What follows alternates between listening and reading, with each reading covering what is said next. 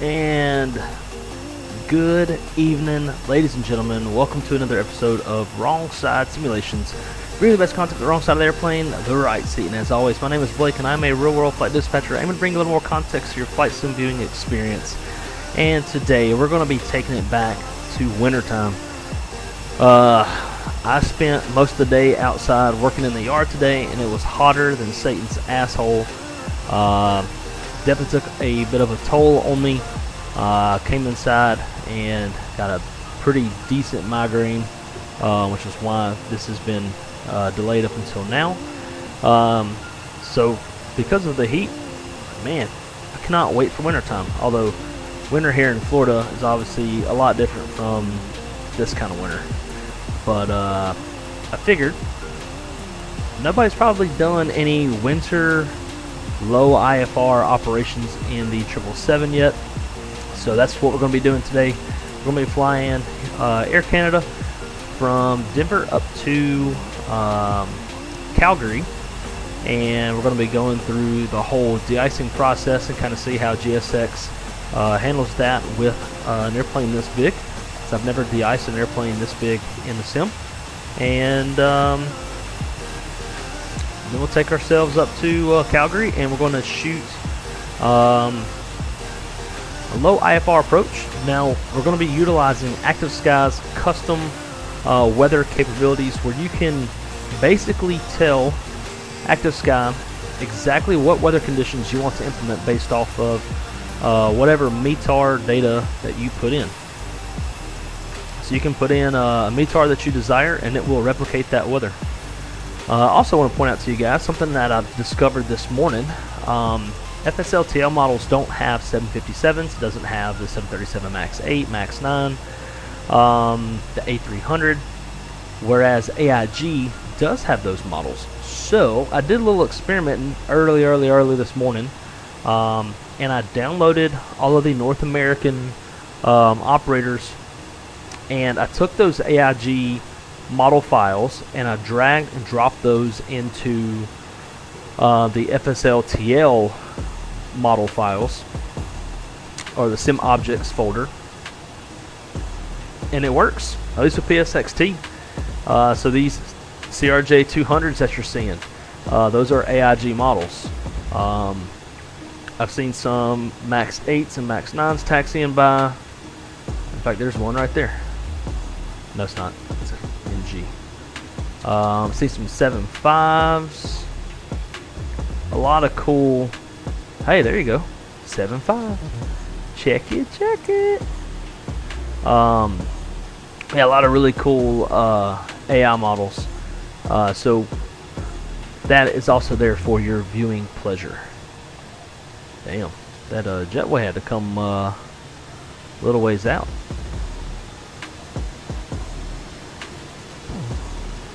Hello.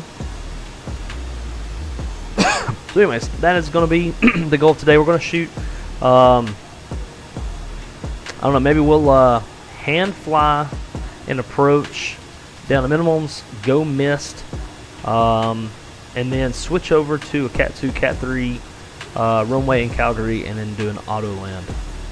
So we'll try to make this one fun and interesting one way or another. Alright, now up to the chats. Let's see, the names I've seen since we've started the stream. It's Dominic. Great to see you, my friend. Hope you're doing well. D-Champ's in the house. Great to see you, dude. Hey, JJ. Hope your headache gets better, brother. I appreciate it, man. It has pretty much completely gone. I took a little nap, ate some food. Being in the air conditioning definitely helps. So I'm chilling now. I appreciate it. Captain Zim's in the house. Great to see you, dude. Welcome. Ampro Fly 5000, win Tampa, Amsterdam. Man, I'll be honest with you, that's Tampa, Amsterdam. That particular city pair will probably never happen. I will never, ever sit at my computer for that long. Just not going to happen. Now, I will definitely fly into Amsterdam from somewhere else like Kapelbeek or Oslo or something of that nature. In fact, I even bought the Amsterdam scenery after you've been asking. So that will happen. It's just not going to be Tampa, Amsterdam in particular, because that's long as fuck, and I ain't sitting here that long. unless, I mean, I can do it, but I'll just get up and leave and go do something else for a while while it's streaming. Wheels in the house, great to see you, dude. Hope you're doing well. I'll salute you back. Zippy Zapple, good morning to you as well. Hope you're doing good, my friend. Whiskey with ice? No whiskey this evening. I drank quite a bit in Tampa. Actually went to Tampa this past weekend for a Morgan Wallen concert that didn't happen. It got canceled. I did not mind because I didn't give a shit to see him. I just got drugged into it thanks to Crystal.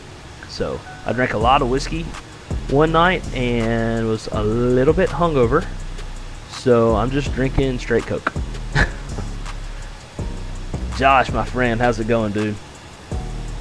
I should change my name to Josh Indy. Go for it, man. Do whatever makes you happy.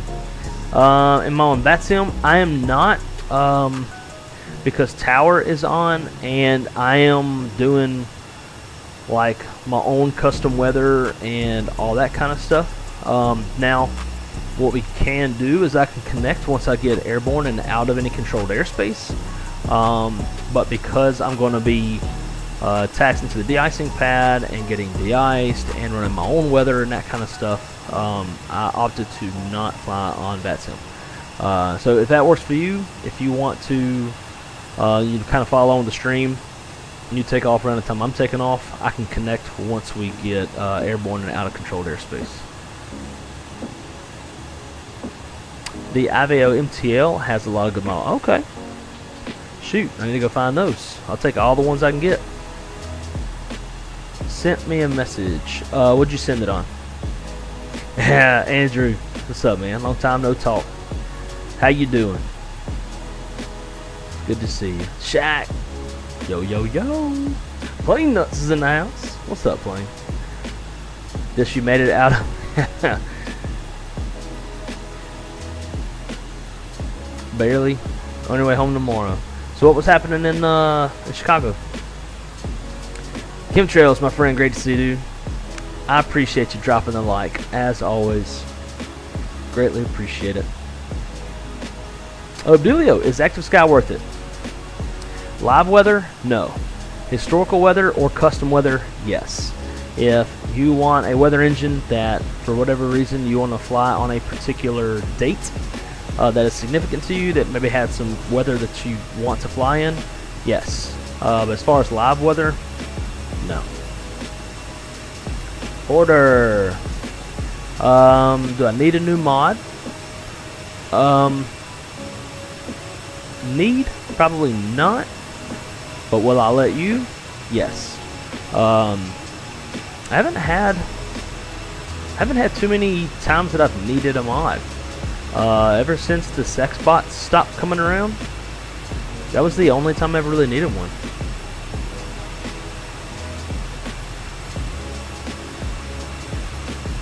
Pretty nasty storm. Oh, gotcha.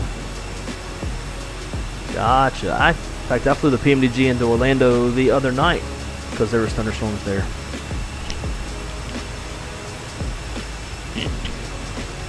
Alright, let's get to it, because we got 2 hours of flight time to look forward to.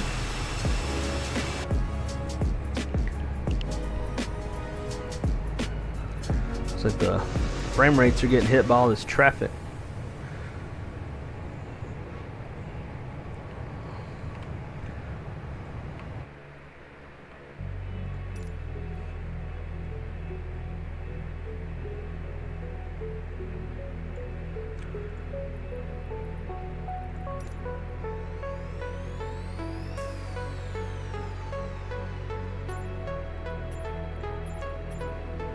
There we go. No, I can't hear all those other airplanes all too much. So this is our first time flying this airplane on stream. It's taken this long. I have honestly been a bit more interested in the MD-11. To me, this airplane, it's kind of the Airbus of the 7.3 in a way. It's just, you know, so automated. You can get everything set up and run through it pretty quick. Man, I'm about to, I don't want to kill the traffic, but it's killing my frame rates.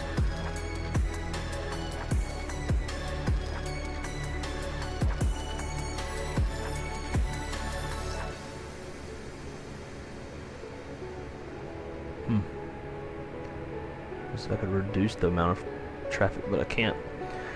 Alrighty. Let's see. FMC, position of net. Let's get our OFP pulled up here.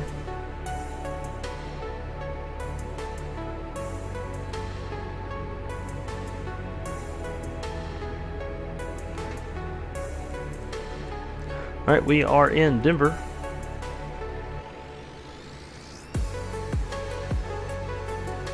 And GPS position, drop that in. Route. Denver. Tell you what, I'm gonna kill this traffic. It's murdering the frame rates. Let's see, Denver, we're heading up to Calgary CYYC. And we are Air Canada 1004.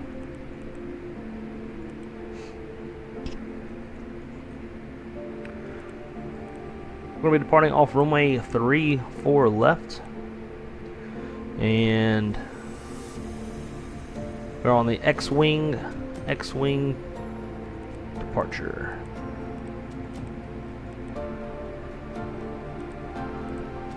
From X-Wing, it's going to be direct Billings.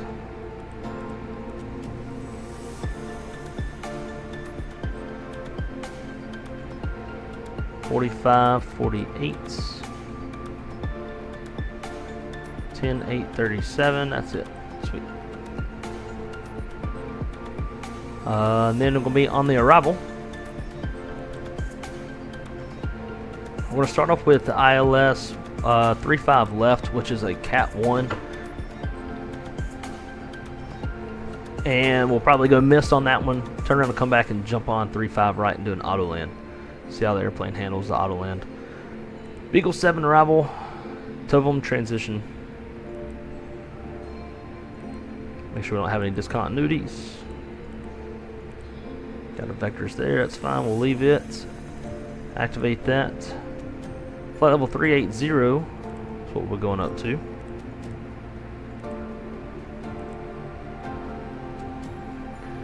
Let's see, 0 fuel weight, 441.3. Reserve fuel is going to be 10.1. CI 99.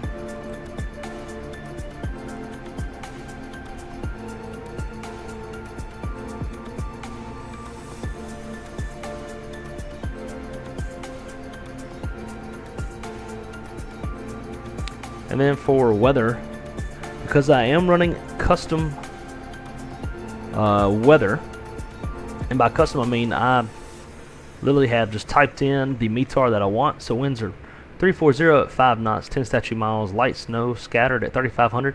Temperatures -5, dew points -12, and altimeters 2983.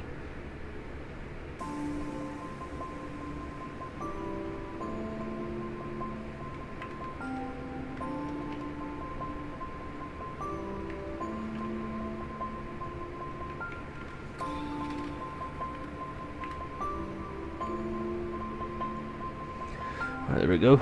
It's going to be a TO2 takeoff. Sail temp 40. Flaps going to be 5. CG 28.8. It's going to give us a 5.0 on the trim. 52, 54, 56. Which all matches here.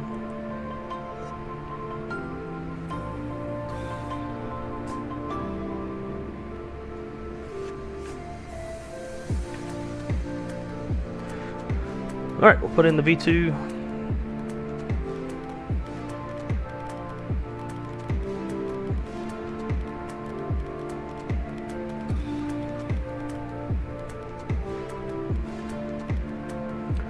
Runway heading is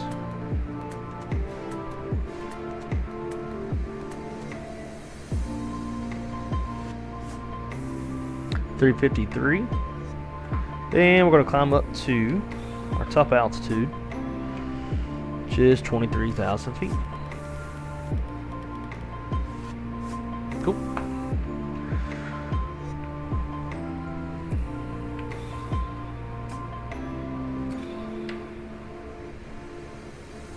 We'll get us a little oxygen mask test. Come over here to our checklist. Oxygen is checked. Flight instruments are checked. Set our parking brake. Not sure why that didn't.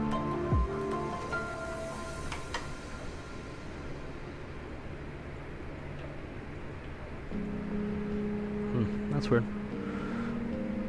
Never seen that before. Let's go ahead and get the APU going.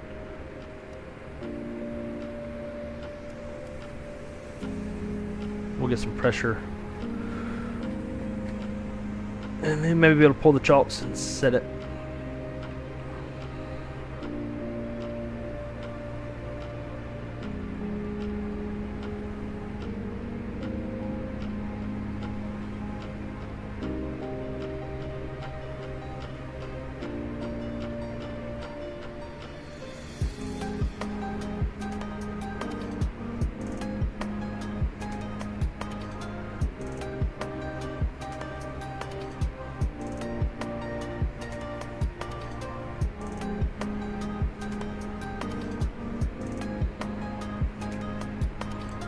Pull up the stat page.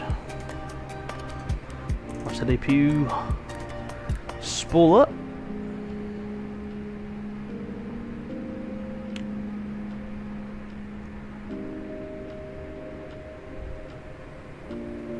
Oh, let's see.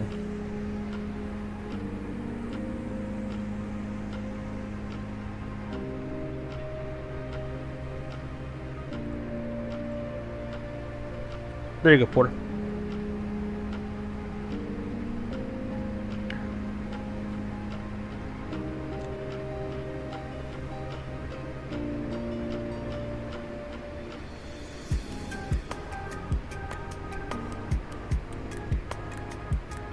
Just catching up in the chat.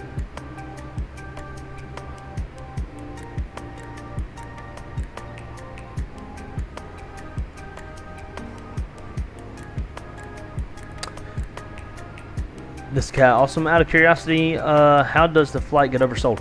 So there is basically the company, I don't know if it's marketing or who, but they'll look at like the historical no-show factor for a city pair, or maybe even flight specific. There's always going to be some sort of statistic on how many people no-showed for flights. So for example, back whenever we flew out of Denver Lauderdale always had like 20 people no-show. Why? No clue. But people always no-showed like crazy on that flight. So the company will look at that and say, okay, this flight historically will have an average of maybe 10 no-shows. It's like very consistent, right? So they'll oversell by 10. That way, when those 10 don't show up, at least the flight's full, because any open seat that goes out could be lost revenue. So that's basically it. And typically, like at least for us at my airline, the average oversell is going to be like 3 to 5 max. 10 is kind of extreme, even though there could be a high no-show statistic there. That's essentially how it happens. The company sees they see what the statistics are on no shows, and they'll oversell accordingly.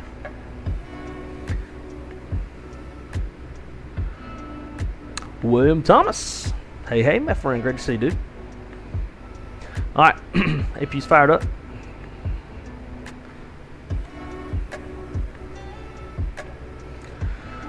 Let's see, what do we need to do next?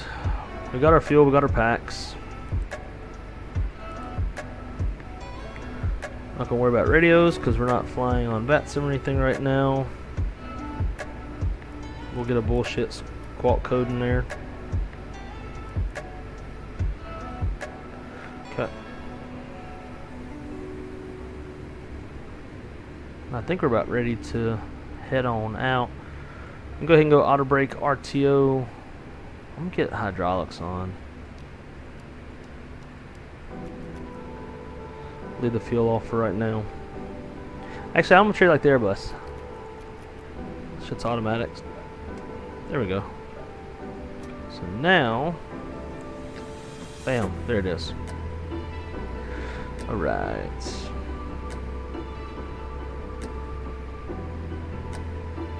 So sign set, MCP is set, takeoff speeds, CD pre-flight, trims gonna be 5.0.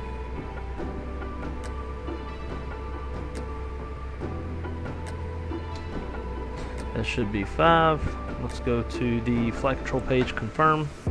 It is. That's set, taxi takeoff briefing. But nice. We get all of our doors closed up. While those are closing, go to ground connections. We'll release the ground power, release the air conditioning. Tell the jetway to go on back. There it goes.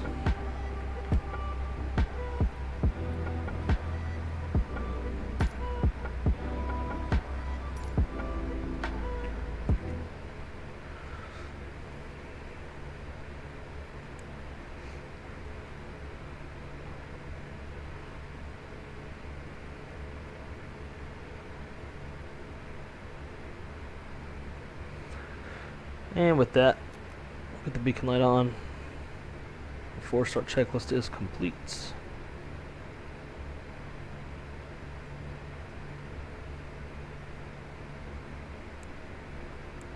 I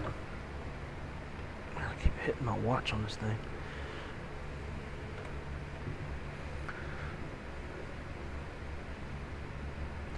I wonder if the Wyndham has room service. I'm hungry. Well, better find out. Can't go hungry, man.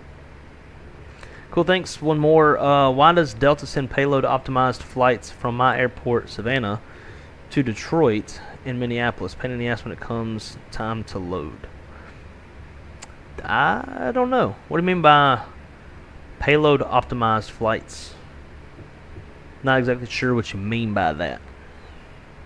I know Delta has ALA agents that they determine, how many bags go in what cargo bin to optimize CG, but that's about all I know of when they talk about payload optimization.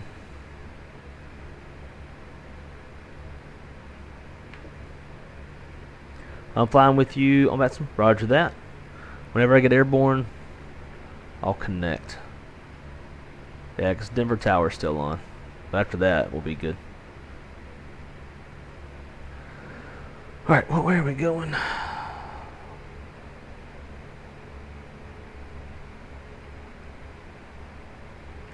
We're going to go nose left. And we're going to go to de-ice pad Whiskey Alpha.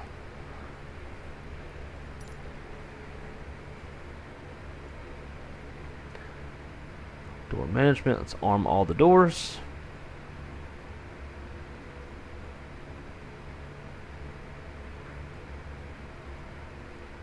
So we'll push out nose left and we're going to taxi over here to get de-iced. Alright, brakes released, cleared, push, nose to the west.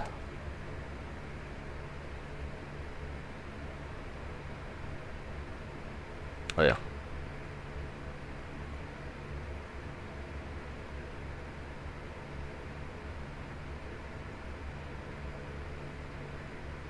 Push.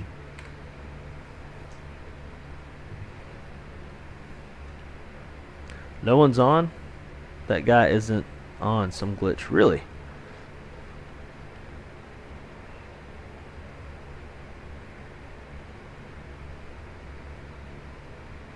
Oh, I see. Okay, it must be like yeah. So yeah, nobody is on. Okay. I'll connect. V-pilot.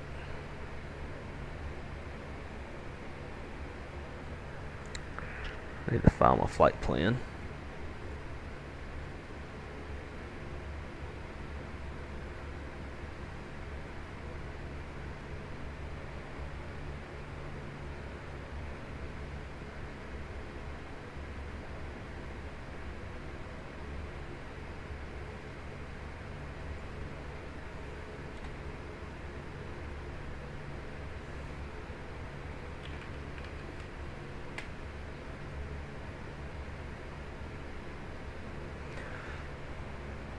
Net.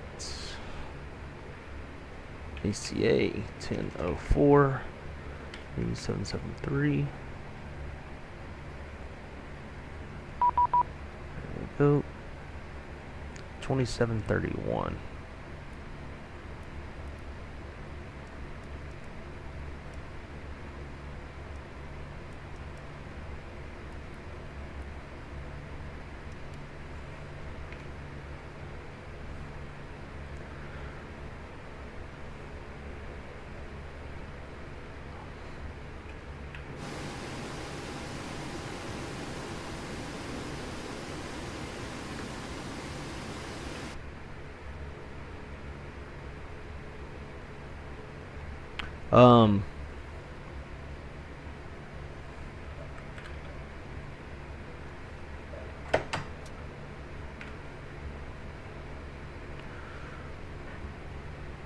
Zimp, which airplane are you? I'm gonna disconnect until, because I don't know which one's you, and I just popped up in front of people. So I'm not gonna pop up until I'm ready to taxi. Alright, sweet. Let's fire him up.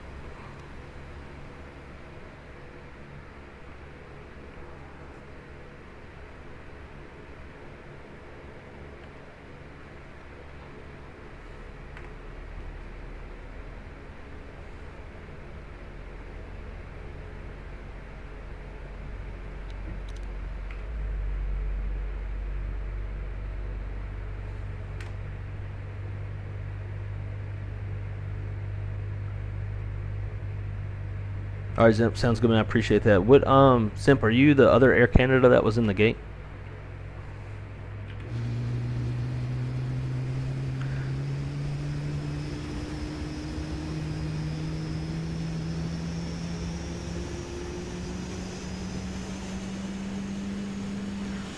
No, I do have that effects pack. Gotcha, Zimp. Alright, appreciate it.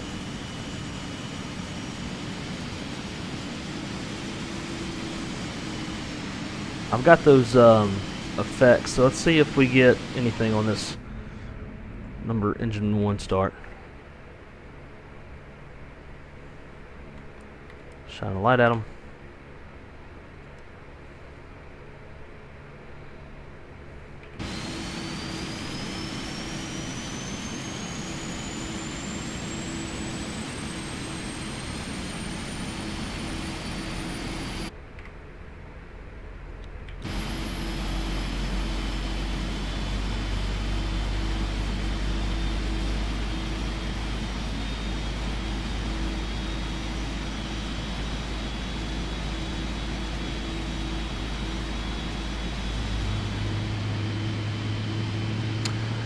See, I'm looking at doing flight dispatch certificate sometime next year, going to do the ADX prior to the school.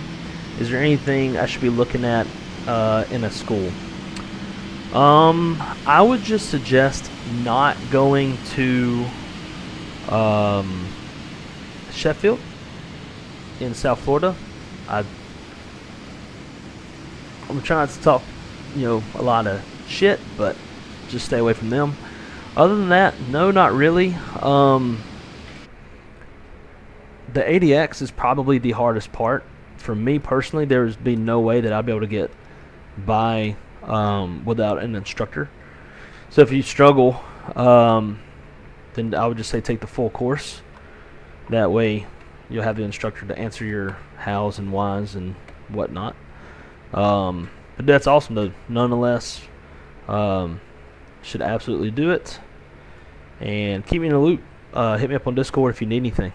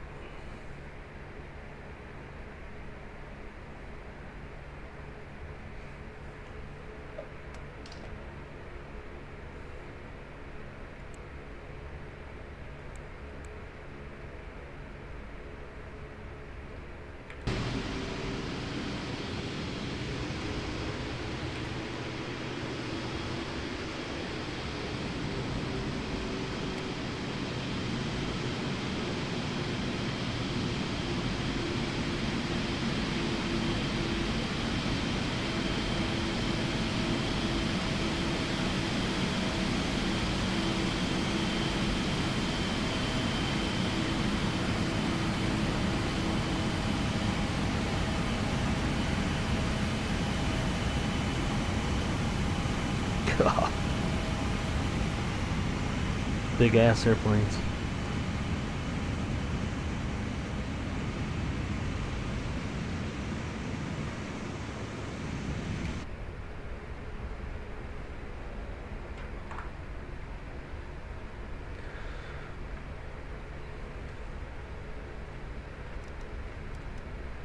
I gotta get a new mouse. My little scroll wheel's doing funky stuff.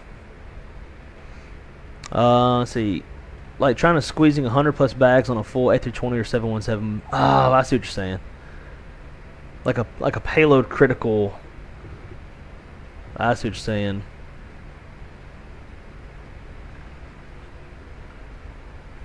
Yeah, that's we have that issue sometimes too. Like especially on like Lauderdale, Bogota, pretty much anything in South America gets it gets pretty payload restricted just because they come here, buy a shit ton of stuff, and then take it home and sell it.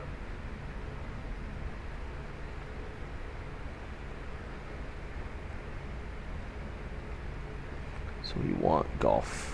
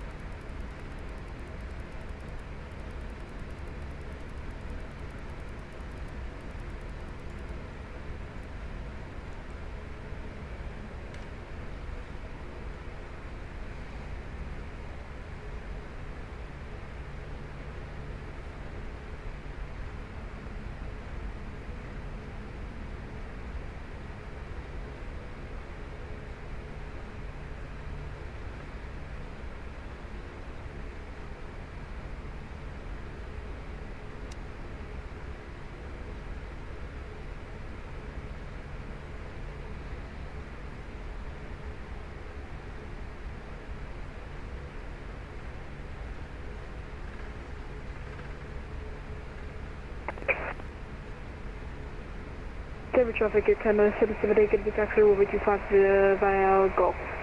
Denver.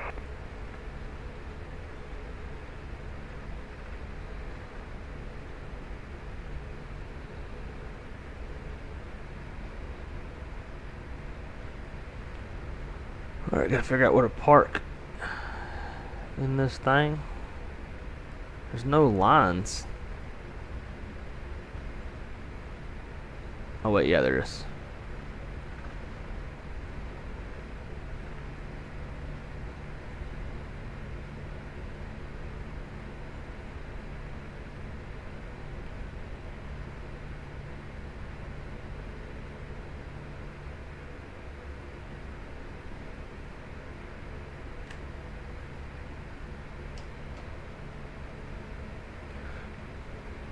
Curious to see how well GSX can de-ice an airplane this big.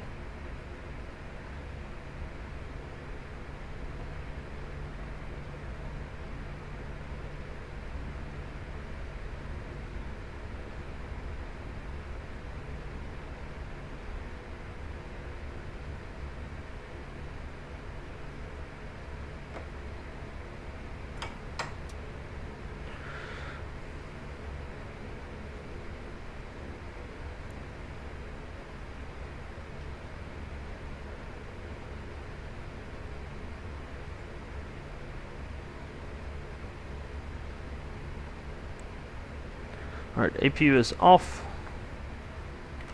Let's call for some de-icing. Oh man. Can't I just tell it?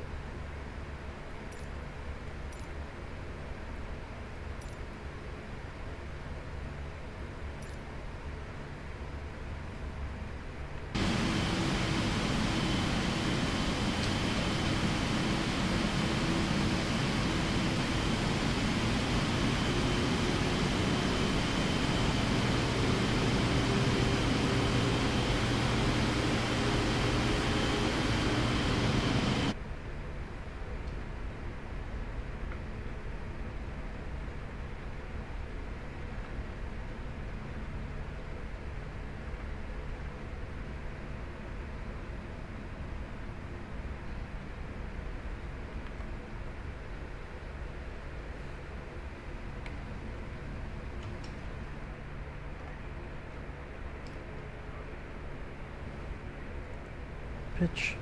I gotta reset the radio again.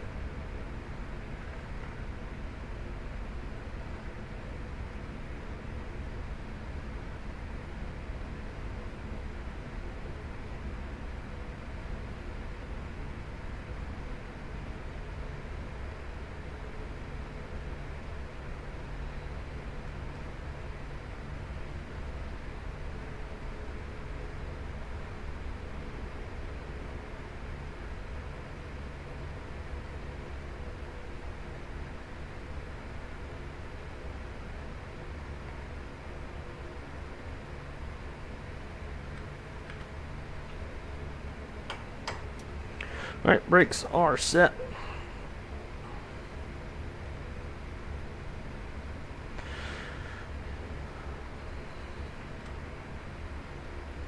Let's de-ice.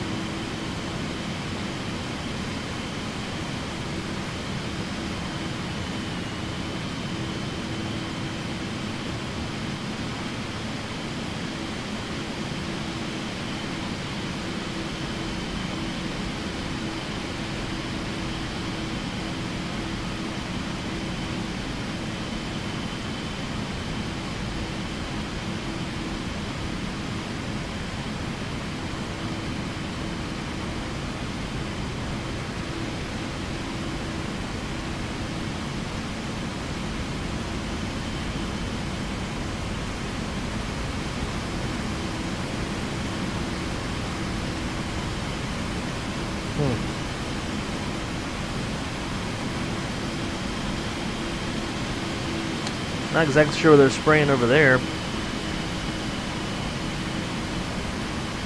That might be something I can fix in the GSX profile.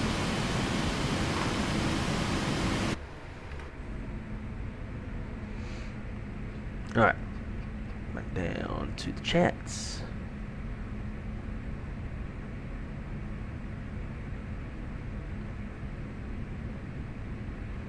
Let's see.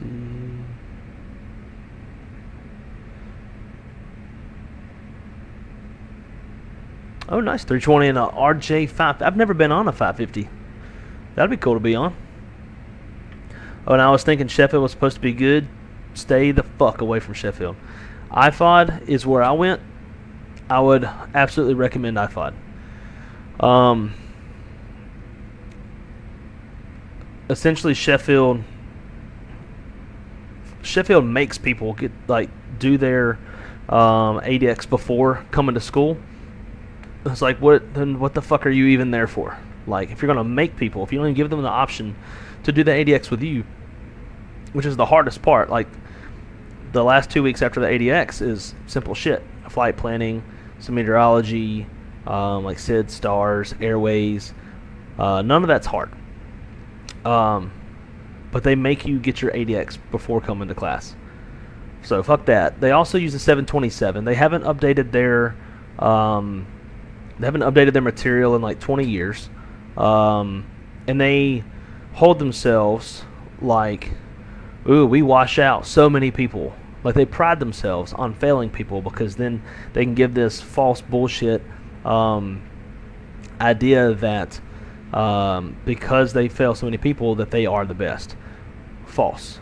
At IFOD, per se, if you're not passing the quizzes and they know you're not ready, they won't let you take the test. So, like, you will never fail because they won't let you take the test until you're ready, or at least they think you're ready. Because also, every time you fail the test, it costs you $150 to take it again. Whereas, like, at Sheffield, they're just going to let you take the test and fail it when they know you're not ready. So, stay the fuck away from Sheffield.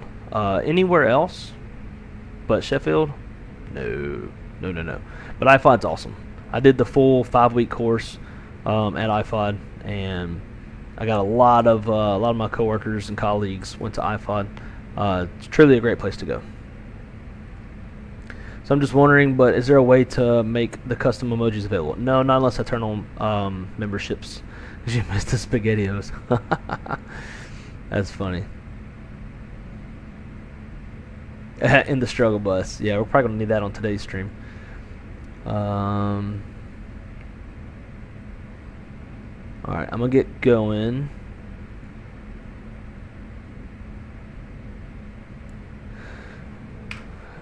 And I'll catch up in the chat when we get airborne. Alright, CTAF is 24.3.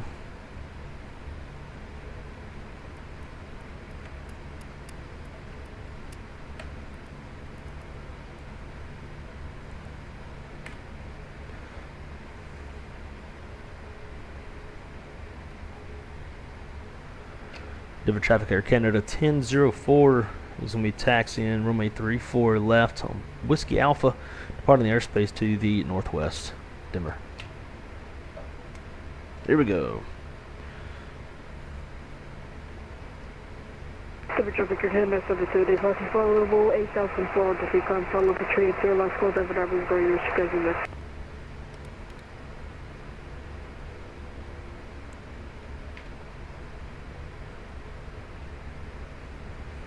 I really love how Denver incorporated like all these de-icing pads and signs and stuff like that. It's pretty cool.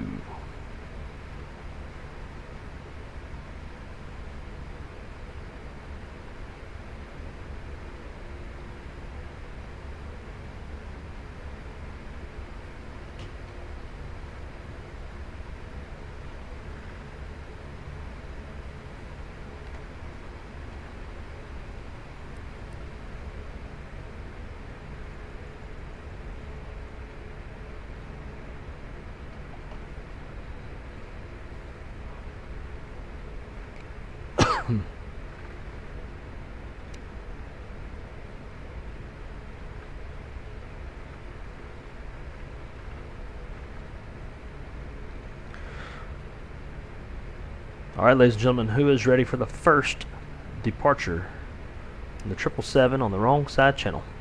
I'm sure y'all have seen 1.5 million of these takeoffs in this airplane on other channels.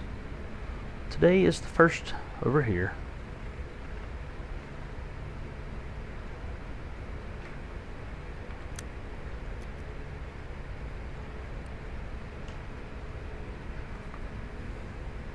Denver traffic Air Canada 1004 is departing runway 34 left, exiting the airspace to the northeast.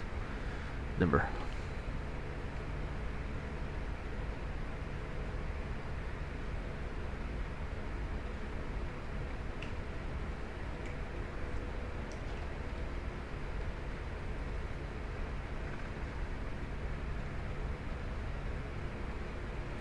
Alright, looking for runway heading a 353.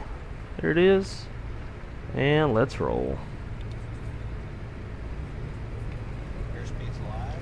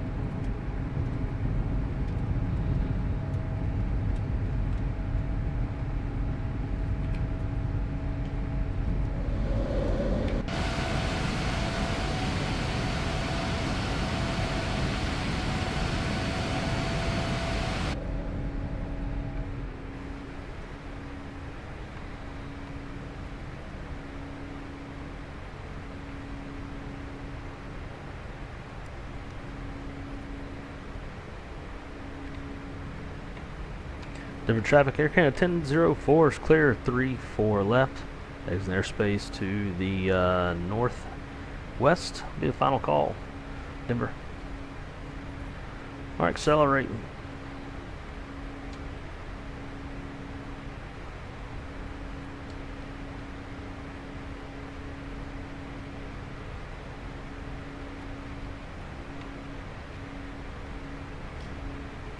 Flaps 1.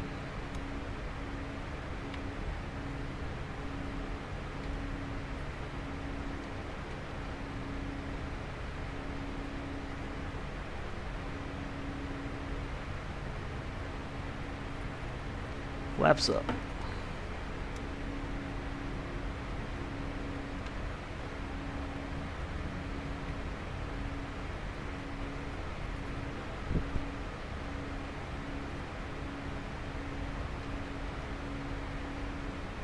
I'm wondering if that daggum visual effects pack installed correctly, because I thought we had at least been seeing the cold engine start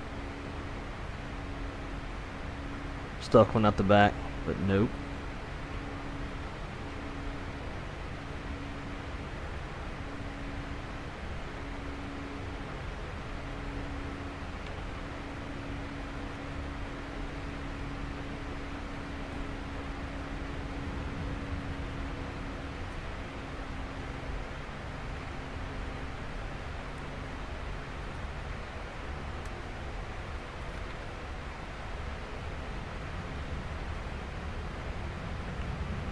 Some pretty good bumps. I did actually, for y'all's information, I set when I was setting the weather, heavy turbulence at 18,000 feet. So we'll see if that actually happens or not.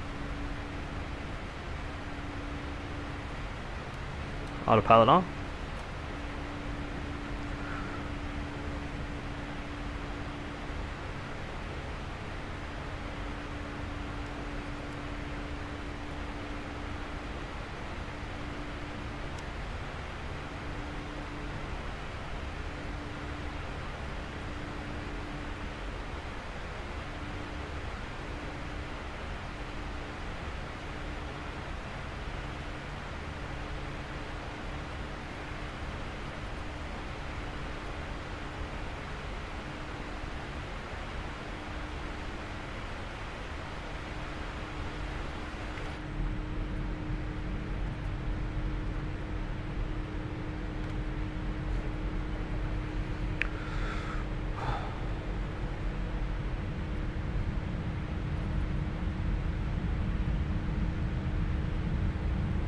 There's something I was about to do, but I don't remember what it was.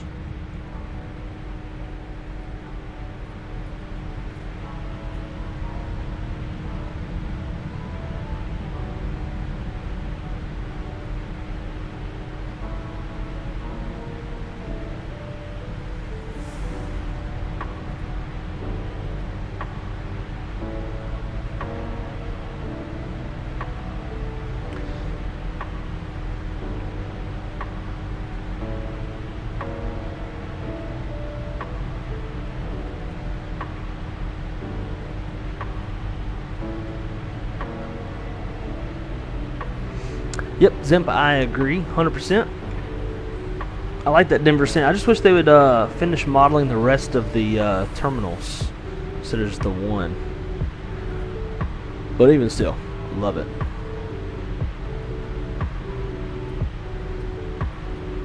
Still trying to get caught up in y'all's.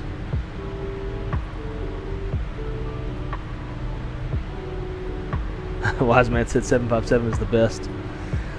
I will not disagree with that statement. Suggestive de-icing, pretty much. I wonder how bad the winters are in Indy. There's plenty of excuses to move here. I don't know, Josh, but if you want to become a dispatcher, you could go to the Republic. What do they call it? Well, basically, Republic pays for your dispatch license, and then you can go dispatch there. Can make the membership $0. If that was possible, I would actually do that. It sets a minimum price of like $2, I believe. Yeah, YouTube doesn't allow it.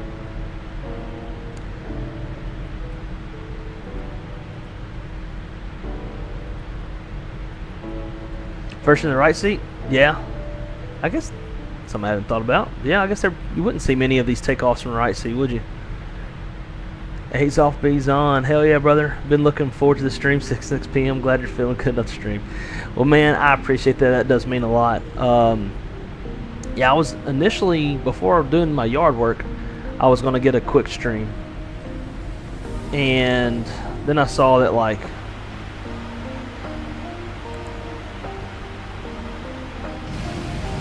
everybody and their mama was streaming. I didn't really see much turbulence other than that one bump.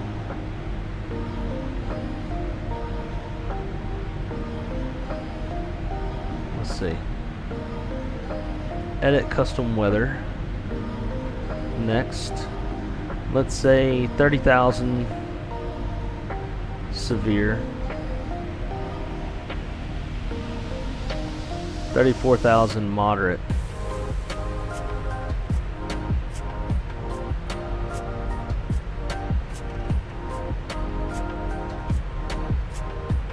See what it does.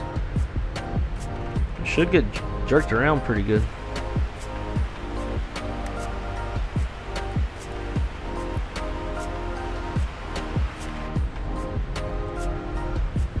Man, it looks good. Yeah, I saw everybody and mama was streaming. Canada was streaming, V1 was streaming, some other folks. So I was like, you know what? I'm just gonna go ahead and go do my yard work, and I'll come in later tonight and stream. So I pushed it back to 6 p.m. Then I went outside, and like, I let my yard get way too out of hand. So it took a hell of a lot more work to get it where it needs to be. I had to mow the yard, like completely mow 2 times. I had to like knock it down on level 5, then go down to level 3 and cut it. Then I had to edge everything. Weeded everything. The edging took for fucking ever. I have 3 lithium batteries for all of the stuff that I used, and I burned all 3 of them out just on weed eating. Couldn't even like leaf blow, get all the stuff off the driveway. And then I came in and just like that heat got the best of me. Started feeling pretty bad. I took a shower. I was gonna try to do the dishes real quick so that I could stream, and like that's when like the migraine just fucking. So I went and took a nap, and ate some food, and after that it was good. And it was just waiting for Crystal to fall asleep so I could get on here.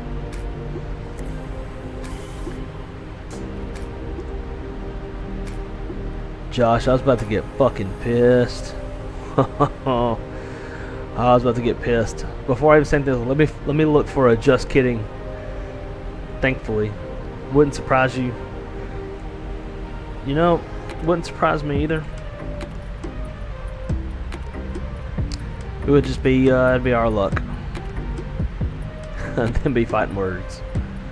Toga, let's go. God, I'm way behind. Microsoft has a bad habit. True. Very true.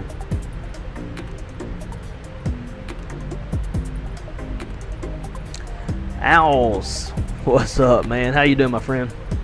Hope you are doing good. How the stream's been going? Dude, your thumbnails, you're looking good, man. You know some editing tricks that I don't. They be looking good.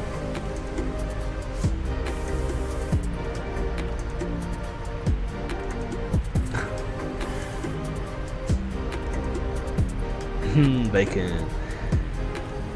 Aviation. What's up, my friend?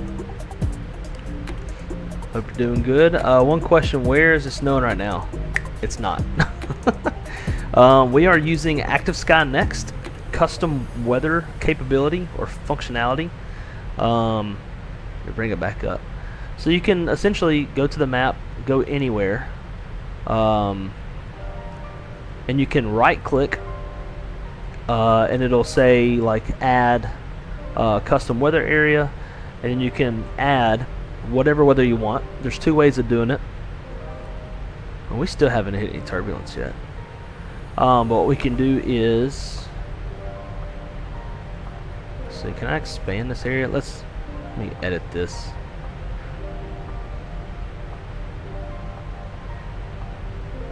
Let's go 180 miles. That'll make this ring bigger so that we stay within that area of turbulence. But yeah, so you can see this is the area of weather that I added, but you can hit like add new custom weather area, and you can do it either this way where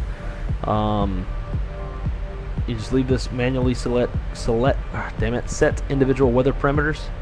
You can just set your winds, so the direction, sustained, speed, gusts, variance, turbulence between none to severe, set your temperature and your dew points, your surface visibility, your barometric pressure, and then precipitation type, precip rate, and if there's thunderstorms present. When you hit next, it'll then ask you if you want, like, you know, that weather for 100 miles, like how far do you want that weather to reach out.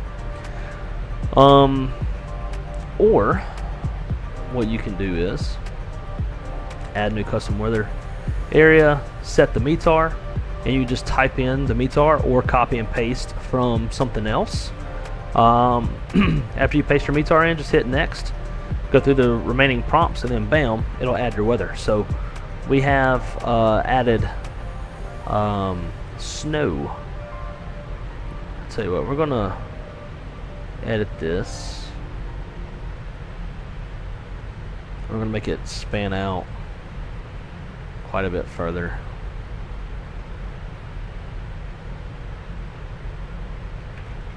Go 1,000 miles. Damn it, still doesn't go to Calgary. I need to get to Calgary so we don't have like some crazy weather shift. Screw everything up.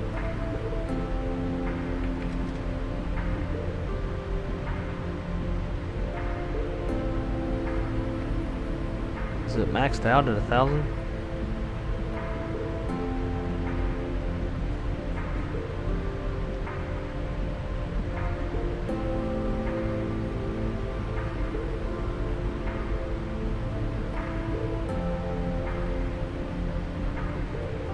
Oh well. When we get closer, I'll just create a new one. We'll leave it basically the same, except we're going to drop the viz to 1/2 mile.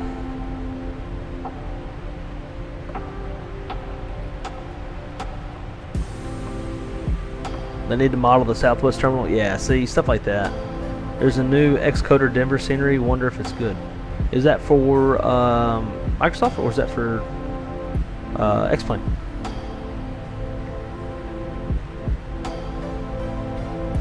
Must be late for you in Florida. It is. It's 12:35 a.m. It's not too bad. I usually go to bed around like 5 a.m. anyways. Damn, you did LAX Miami? I did. I think I've done it. I think I've done something similar, like Charlotte, LA Miami on VAL, but like I set that shit and then I go do stuff. I never have enough time to sit there and watch that. I remember what I did though. Oh yeah, like the other day, we had a lot of cleaning to do around the house, so I set the airplane in the air, and then we cleaned the house and gave the dogs a bath and all sorts of shit. Should probably, you know, climb up to our final.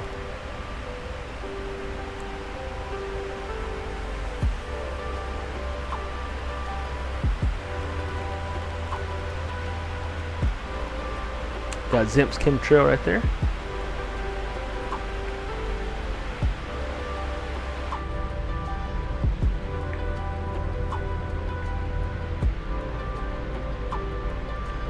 I think when we reach cruise, I think these curtains close.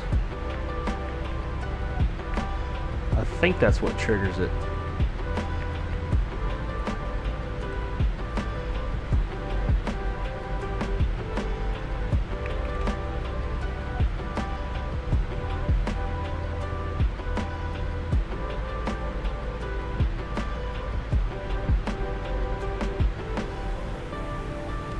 gonna be watching for it.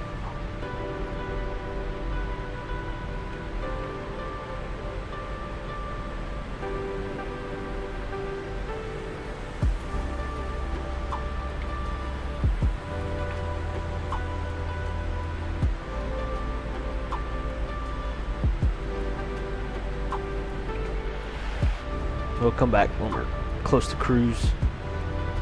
See if we get that curtain.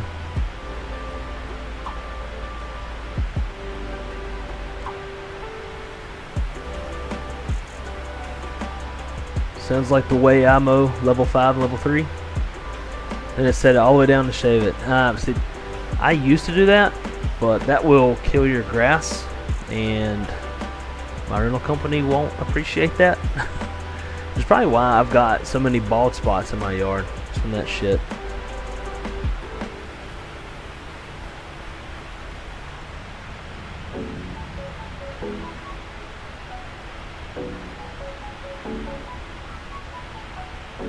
Hey, wrong side. First of all, Pilot Dep, great to see you, dude. I have active sky, but how do I know if it's working right? I see it shows Microsoft Flight Sims connected. When I click the weather button on Microsoft Flight Sim toolbar, it still says live weather. Oh, here's some of that turbulence. Back to the wing views. Watch that wing bounce around.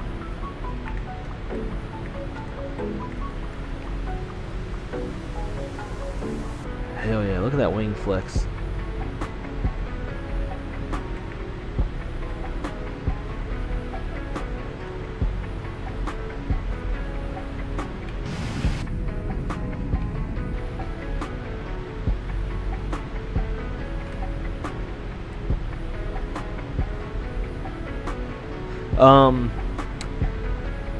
So you probably already know this, but what you want to do is when you go to weather control, make sure that you are in live weather.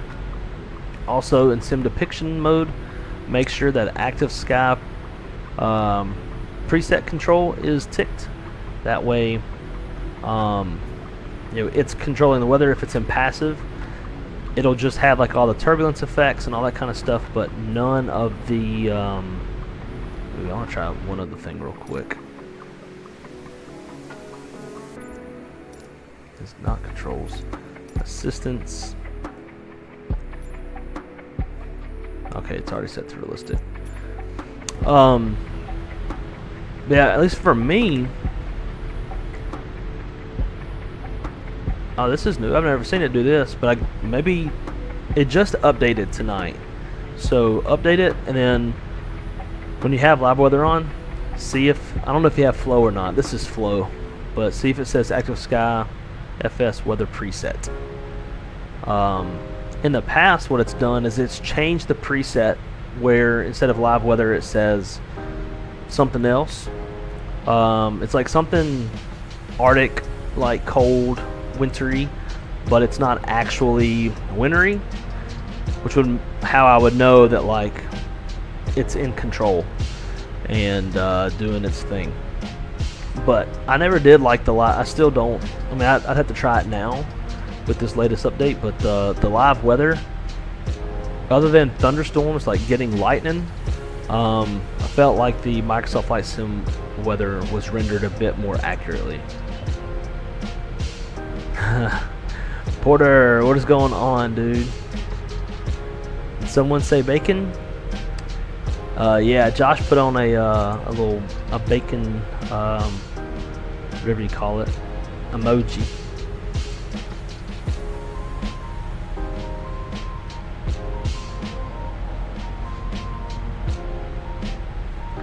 All right, 33,000 going up to, I think it was 38.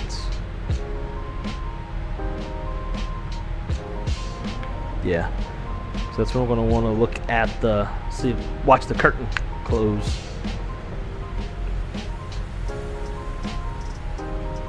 Porter, I love you as well.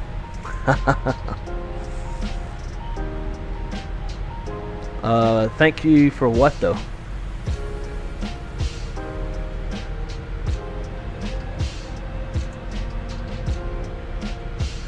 Damn, I'm really getting hungry now. Hey, I got some food in the fridge. I might eat with y'all.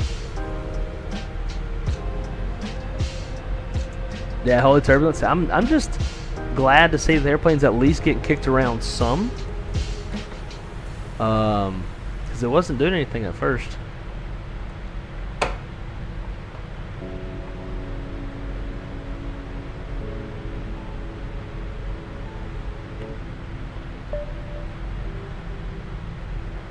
Exactly why, so I don't have to keep mowing it.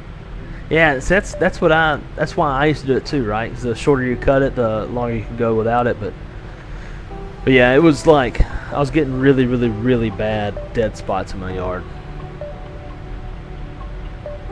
Rather rake my rocks in Arizona if you live there. That's pretty funny. Rake your rocks. Could always buy goats. I have actually thought of that. I've told Crystal that. Traffic Southwest 4621, 10 mile final, runway 35 left. I need to change the Unicom.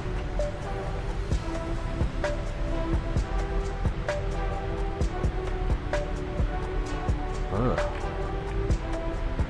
I want to see if those curtains close. We're at 37,000 feet, so 1,000 to go. I've never seen them close. I just come out of the cockpit and then see that they're already closed. Hang on, guys.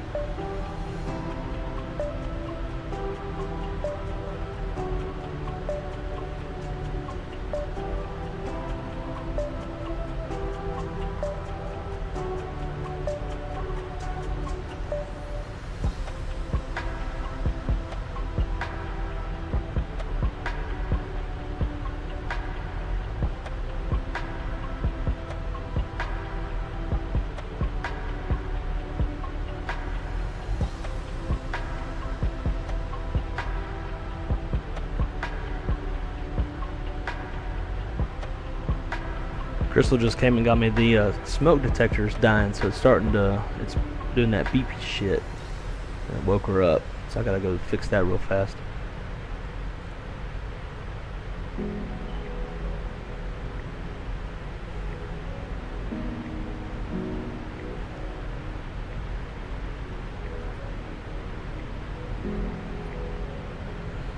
Oh yeah, I think you're about to get fucking popped.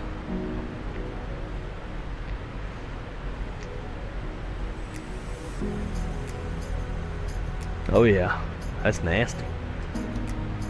Well, we're at 38,000 feet and the damn curtains are still out. Oh, wait, let's try this.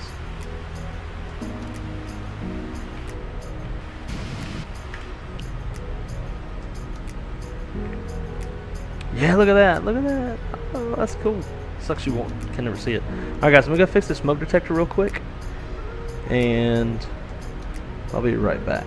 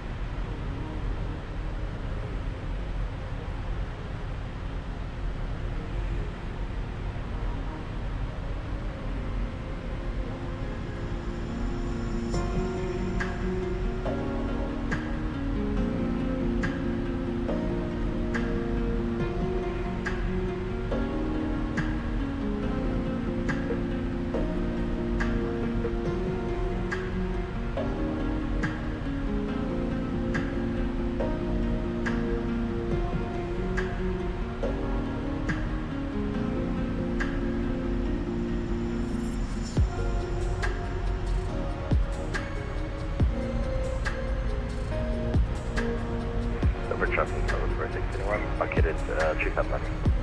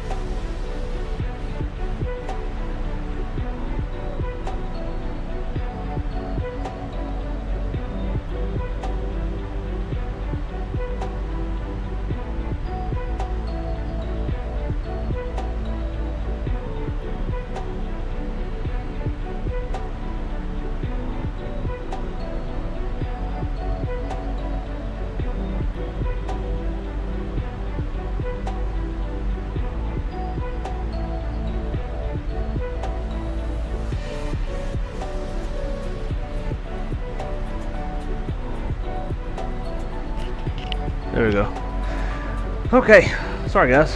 Yeah, the smoke detector was doing its, little beep every 10 seconds because the battery was dying. Woke Crystal up, but on top of that, our dog's really weird in the sense that like certain iPhone chimes, beeps, like weird things makes Crystal's dog like freak the fuck out, shaking, panting. We don't know what it is about those tones, but they freak her out. So once I fixed the smoke detector, then we had to like take the dogs out, give her a TREAT to like calm her down. It was the whole thing. But I got me another Coke, and I got me some chicken noodle soup. So life's good.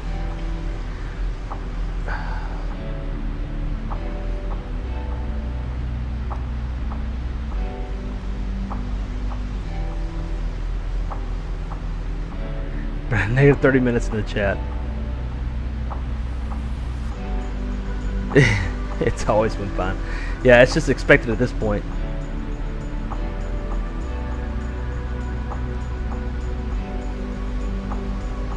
Also spritz my grass with Weed Be Gone. But you gotta remember, I used to have Great Danes. They left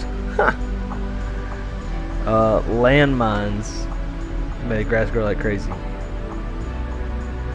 Well, what are you feeding them? Because dog shit isn't fertilizer. It shouldn't make it grow any faster.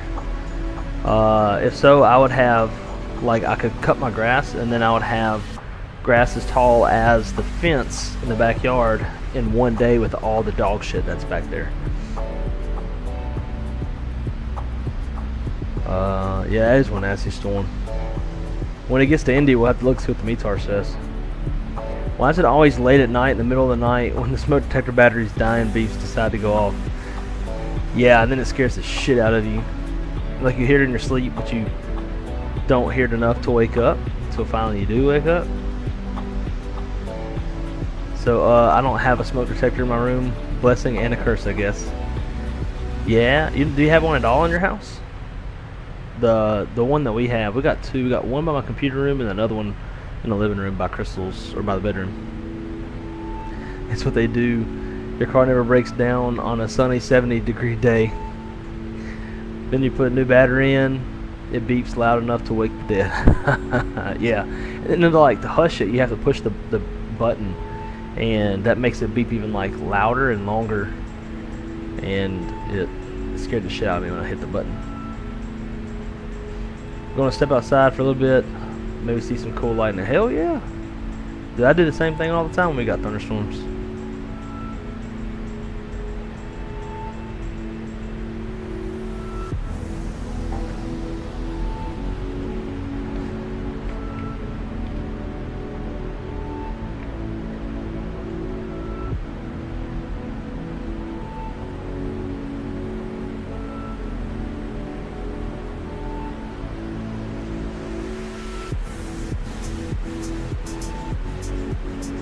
Do y'all get pretty bad stutters with this airplane from time to time? I do.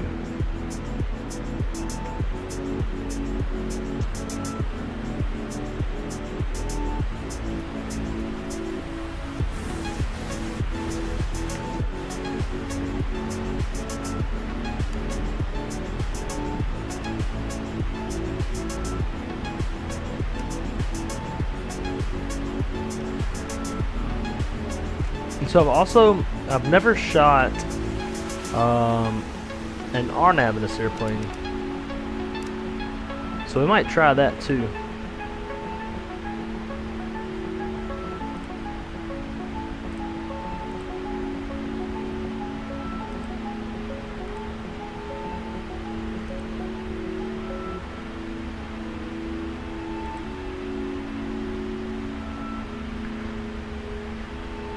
Alright, let's see. Here's what we're going to do. We are going to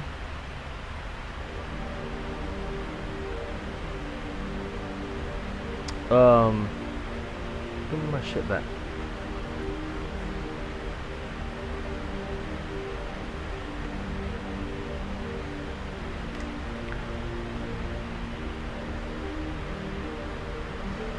we're gonna shoot an RNAV to 3-5 right, and then like we'll pretend like, because this has actually happened before when I'm dispatching, where the ILS was turned off, but the weather gets so low that they turn it back on, so the aircraft can land. So we're gonna kind of do that scenario. So we'll shoot the RNAV, go missed, come back, and we'll conduct an auto land on the ILS 3-5 right, Cat 2, Cat 3. So with that said, which RNAV do we want?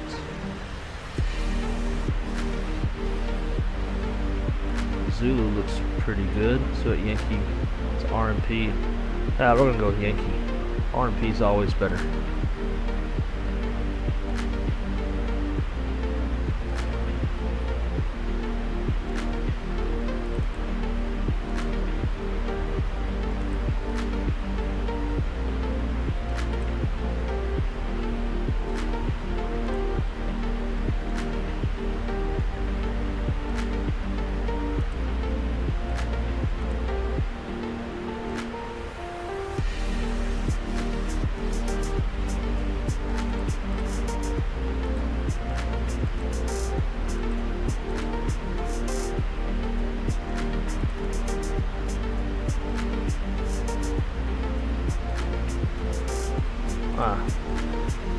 Well, that's a threat.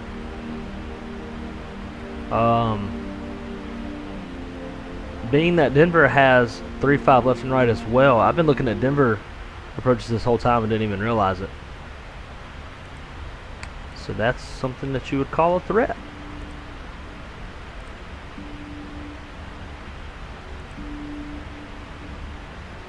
RNAV Yankee. RNAV Yankee.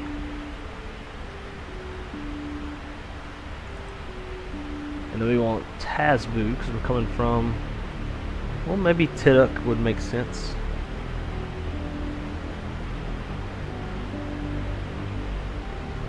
Yeah, we'll do Tidduk. That'll be nice and seamless.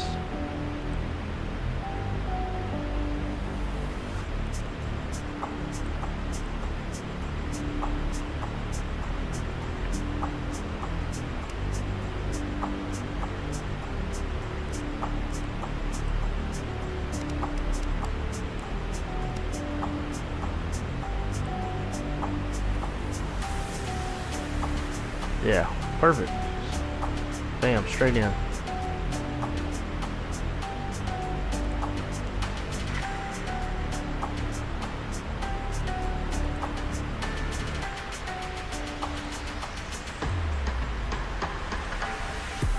Whoop. Hell yeah, brother. And I'm gonna tell it,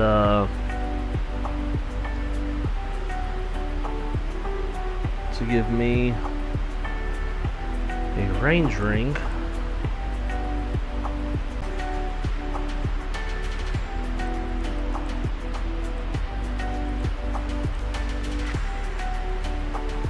Got a range ring, got our extended center line.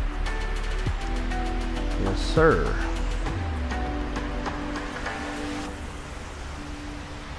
Looking mighty fine, looking mighty fine.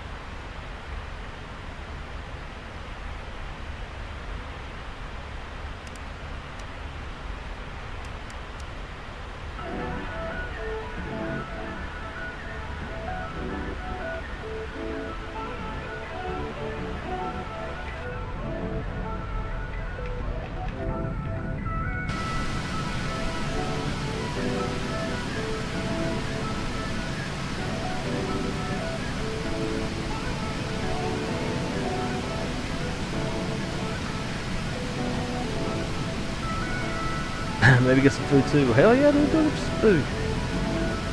Not gonna knock you for that.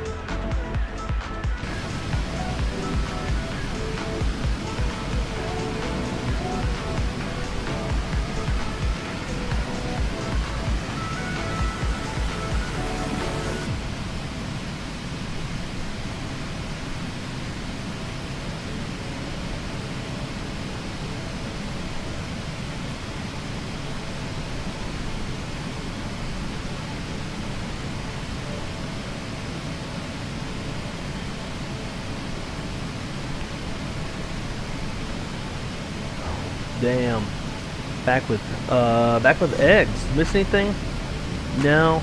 Other than I had to go fix the smoke detector because it started beeping. So I took the time to get me some chicken noodle soup. Some leftover chicken noodle soup from Wawa that did not warm up nearly long enough. It's kind of cold. Probably gonna have to go fix that.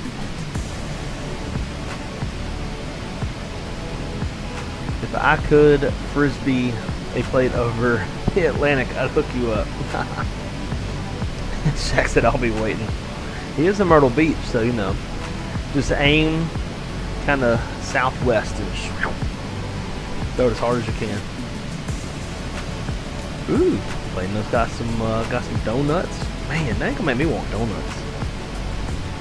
Hell yeah. So Josh, how's the weather looking outside? On Atlanta is looking pretty nasty.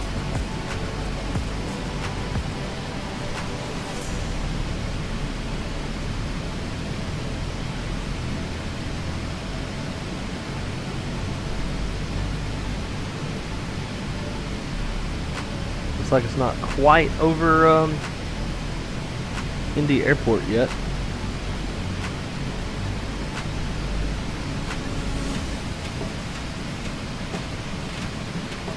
Oh shit. Holy shit. I'm not surprised, but winds 280 at 37, gusting 50. 10 statute miles, light rain, squall. View at 4200, scattered at 6000, broken 10,000, temperatures 27, dew point 22, altimeter 2994. Peak winds 290 at 50 knots at 504 Zulu. Occasional lightning in cloud, distant west, north, CB's distant west, north, moving east. So India's about to die. Looking at how you got this nice bow echo across this entire squall line means there's a shit ton of high surface winds associated.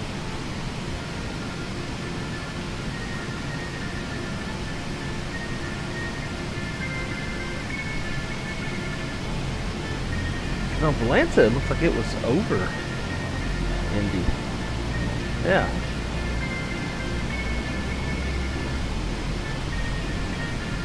Maybe that's just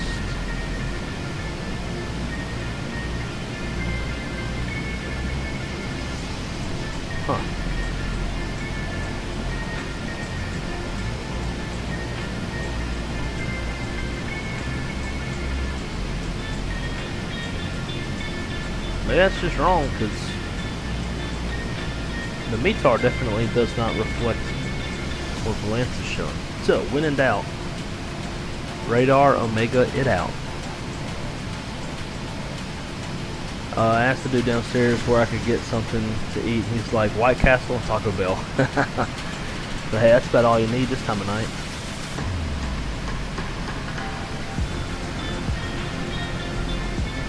Single site radar. I don't know, Valence might be right. No. I think, well, not Valencia. What is this shit called? Navigraph. I think Navigraph is the closest to being correct. It's on Navigraph. Airport's right there.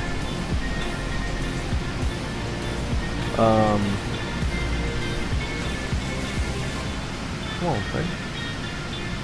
But anyways, it seems like Navigraph is just a tad bit behind.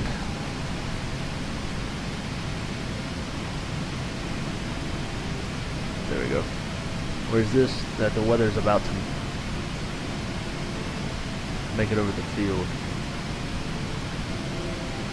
But it doesn't look nearly as solid as Navigraph makes it look. Which I will admit, Navigraph, Volanta, a lot of these different tools kind of exaggerate the radar. So as you can see,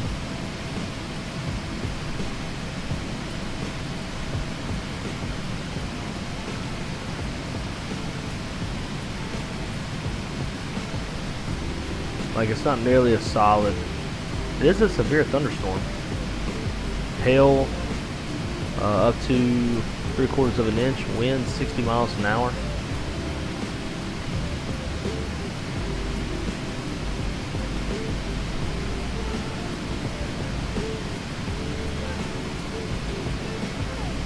Yeah, it's not nearly as solid as this shows or the Lancet shows. Now, the question is, do we have any cameras in this area? I don't think we do. We got Brandon, the Storm Chaser. Oh shit. That's a wreck.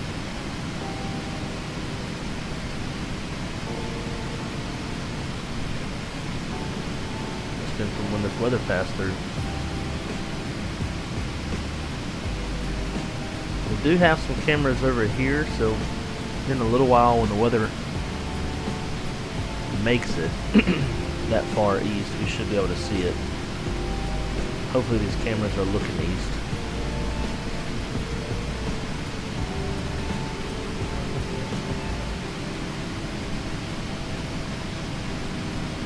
On the Kalamazoo.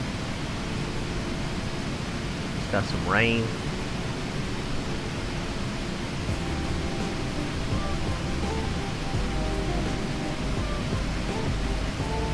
Probably about all we're going to have on the camera front.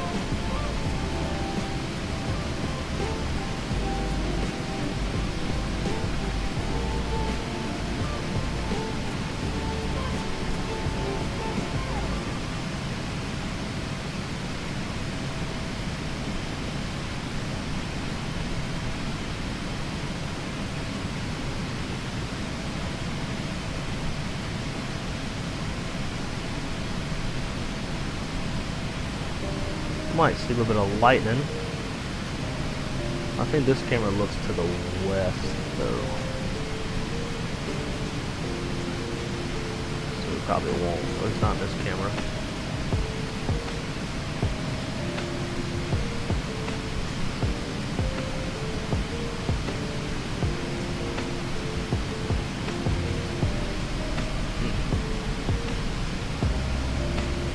Well, if we're still on by the time this weather makes it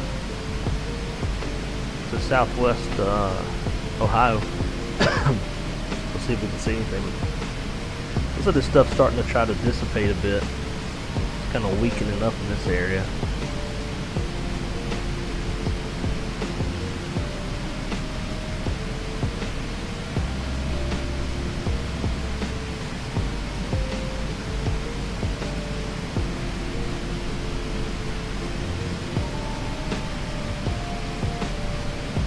Stuff's not super high. I think the stuff to the west is a bit more severe.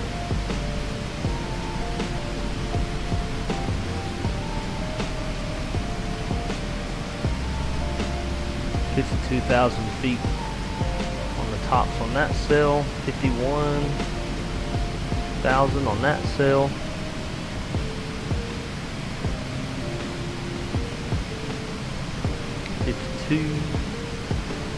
I think the highest I've ever seen is 65.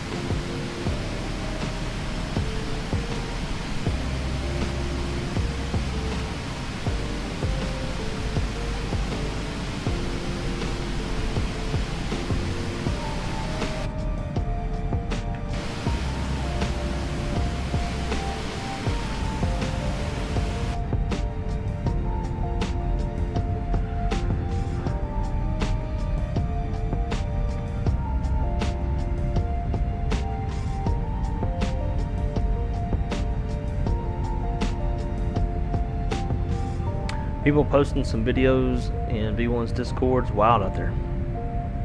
Let's go look.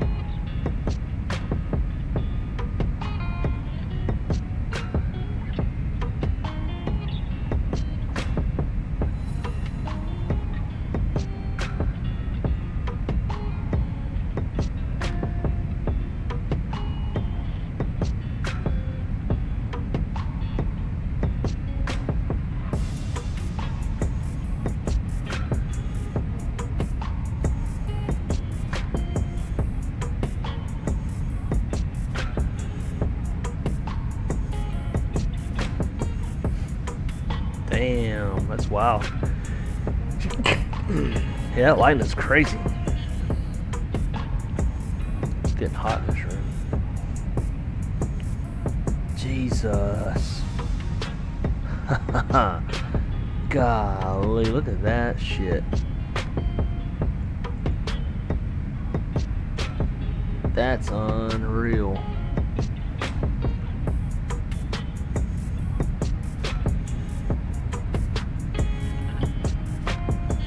Unreal.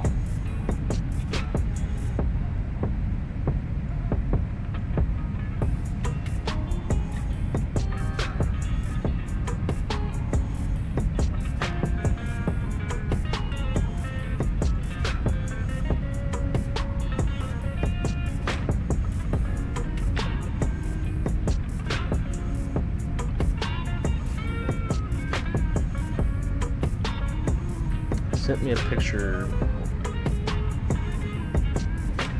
Ooh.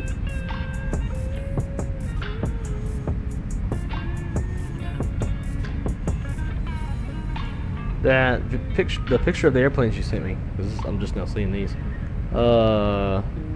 that an Etihad 350?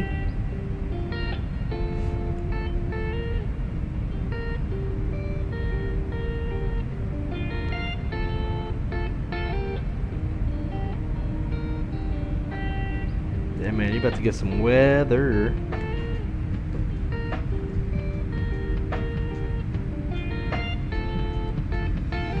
Shit follows you. Yeah, pretty much.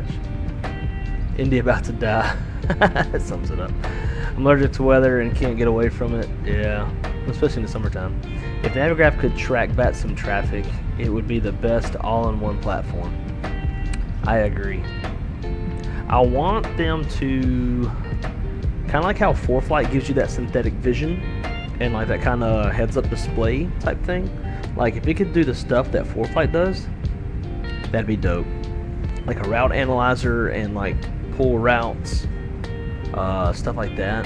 That'd be dope. But yeah, it is coming. They were showing it off at Expo, and it looked pretty cool.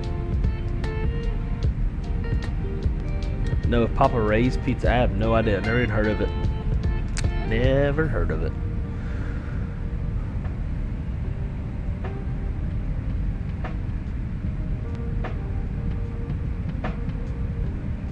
So we're a little over halfway.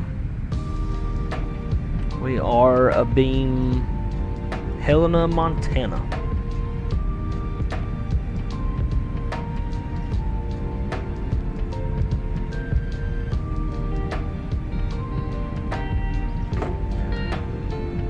So Crystal and I, we want to go somewhere in November or December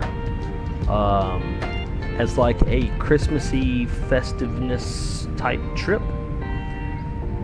We want to go somewhere out west, but we want to go somewhere with mountains. Do y'all have any suggestions? We're looking at either Jackson Hole, Wyoming, Park City, Utah. And there's, I think, 1 or 2 places in Washington that we're going to look at.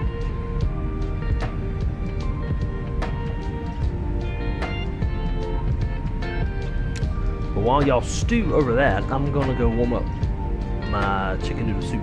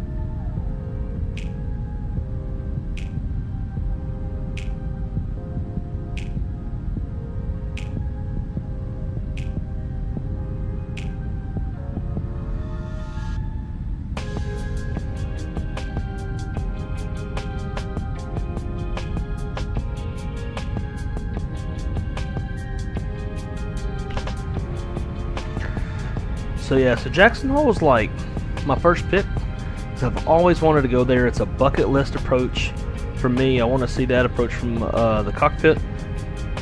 But the problem is, like, it seems like the vast majority of things to do there is ski and snowboard, which I'm down to try skiing. Actually, I don't want to try skiing. I want to try snowboarding.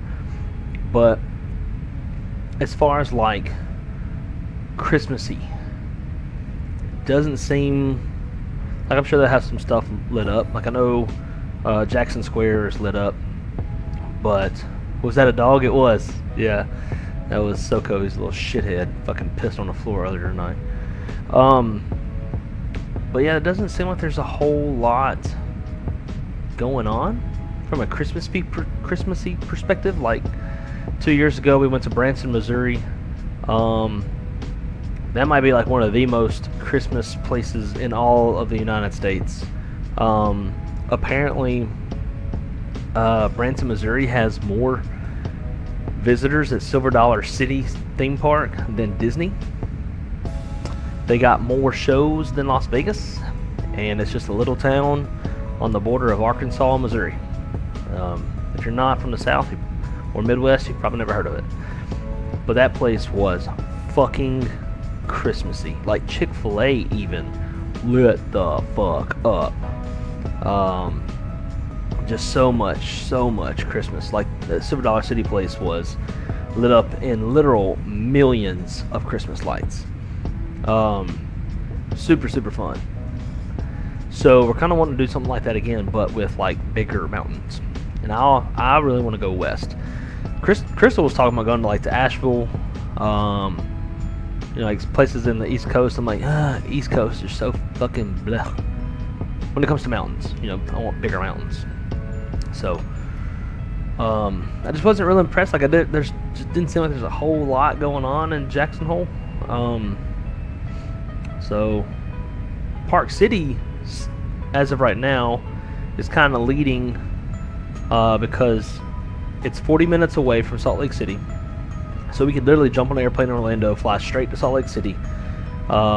Either rent a car, or if the place that we're staying at has a shuttle, because a lot of places in Park City have a shuttle to the airport, get picked up for free, and then bam, like we could be in Park City.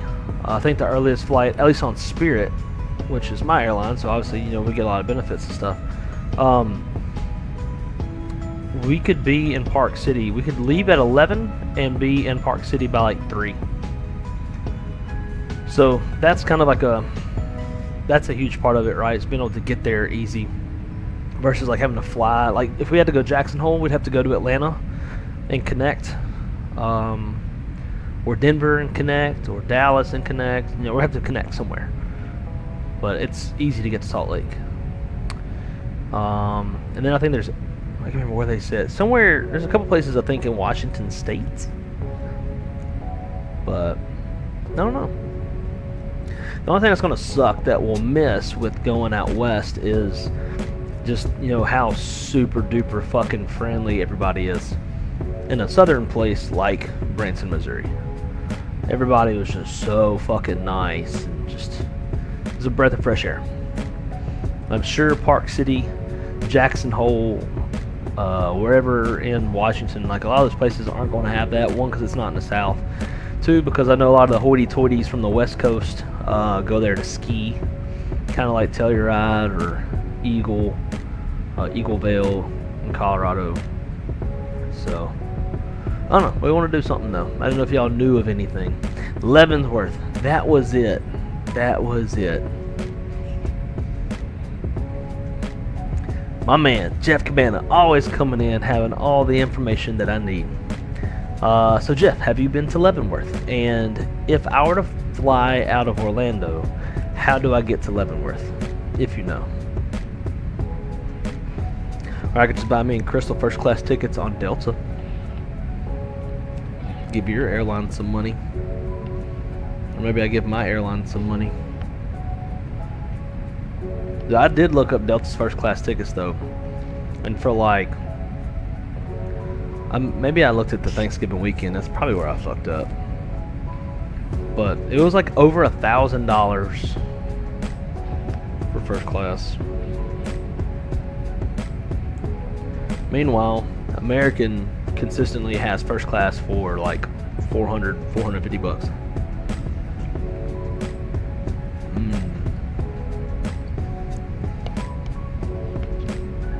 Finally warm enough. Never been, but I'd like to. Probably Seattle and drive. Alright, well, while we're all here hanging out,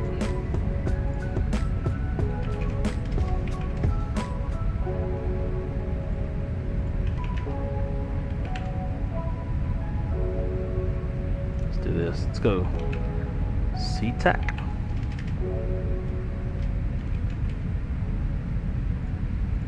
To Leavenworth, Washington. Oh my god. 2.5 hours.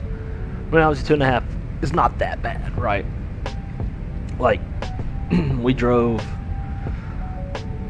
4 hours to Grand Canyon East from Vegas, and then another 4 hours to Zion, then another hour and a half to Bryce, and then another 4.5, 5 back to Vegas. So, well, my concern is the mountains and snow, because I'm not the most experienced snow driver in the world, and I'm not the most experienced mountain driver in the world, and combine the both of them, and it may not be great.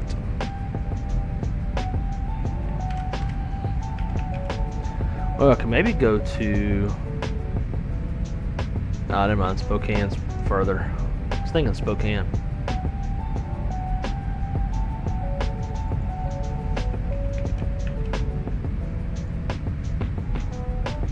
Yeah, 3 hours. Probably an easier drive though. The terrain looks a bit more flat. I'm gonna keep that on the radar though. I gotta look into it. If it's worth it, then it's worth it.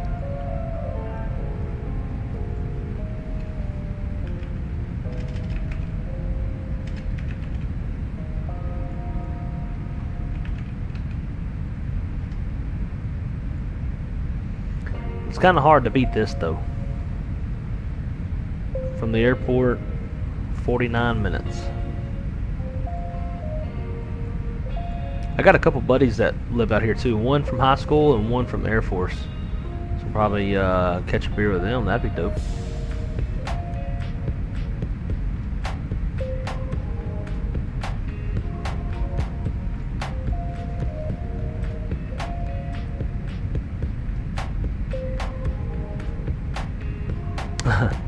This guy spending G's per person one way. No, I am not, because I won't do it. Like, I'm down for first class, but it's got to be fucking reasonable, you know? Now, I do think it was like a little over $1,000 round trip per person, but still. Like, when I flew home to Louisiana, it was on American. It was like $500 or $600 first class. And then when I flew me and Shaq from Myrtle, Charlotte, Phoenix, it was $450 per person. And then you got Delta out there that's like, you know, American's $600 first class, while Delta is $600 for back of the bus, bitch. So, I don't know, I would just look at my options. But it's definitely relatively long flight. I mean, I don't fly international, so I don't have it to compare to, you know, a 10-hour flight, but I want to be comfy. And I want an adult hot chocolate.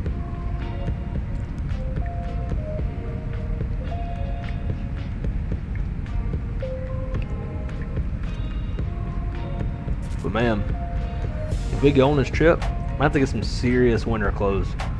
Like Branson, we could deal with, right? Like Branson was like, actually I don't remember. I think one night it got real fucking cold in the teens. That's real fucking cold to us. But these places we're talking about, it's gonna be a hell of a lot colder. I know, like December a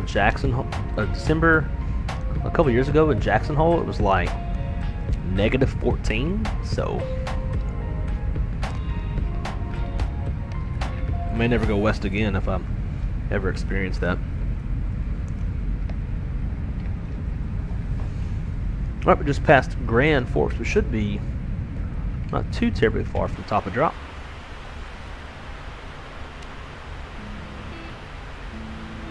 Yep, 80 miles out.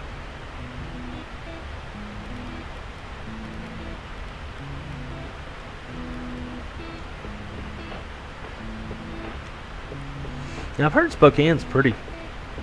Got a friend of mine that I used to work at Delta with back in Monroe.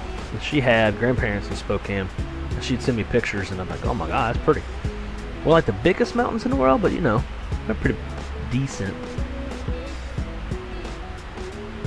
You know who has the most comfy seats? The big yellow banana. Yeah, you haven't asked to steal. The big front seats are actually pretty nice. I have no problem finding a Transcon in the big front seat. But other than that, I'd rather be in the jump seat.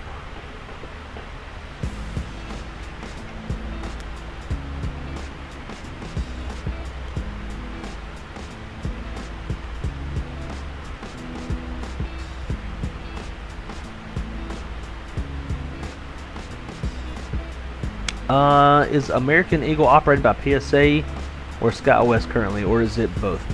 It is both. So American Eagle is basically just like American regional carriers, right? So PSA, SkyWest, Envoy, Piedmont, maybe. So yeah, it just basically means regional, non-mainline. You know who's had the smoothest landing in severe turbulent crosswinds? The big yellow. That I can believe. The smoothest landings that I've ever had have always been on the big yellow banana. Delta kills my back, United kills my back. I'm sure American would too. Yeah, American's nothing special. I think a lot of it comes down to the aircraft type too. They just, it seems like they all just kind of have their different physics and characteristics, and you know, some landing gear have those like actuated struts, or some don't. So like, and it seems like every time I'm on a 7.3, it's firm. If I'm on an Airbus, it's relatively smooth.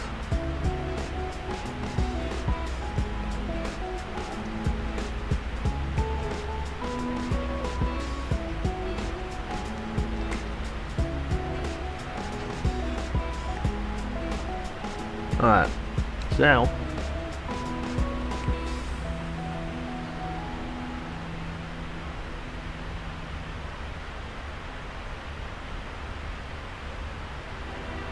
we are going to create new area of weather.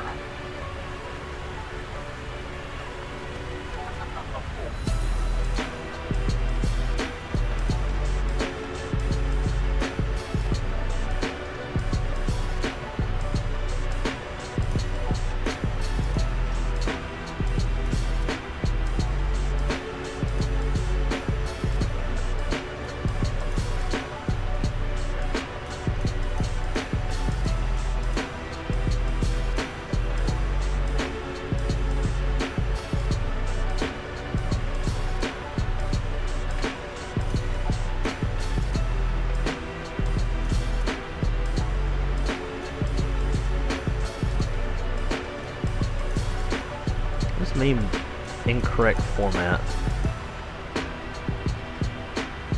There we go.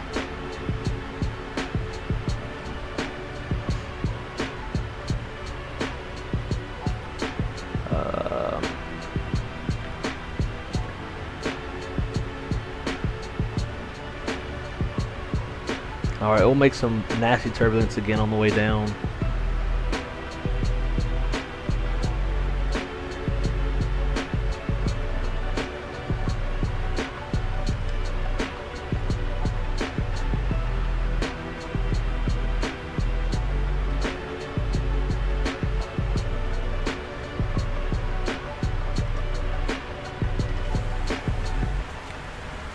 Let's see.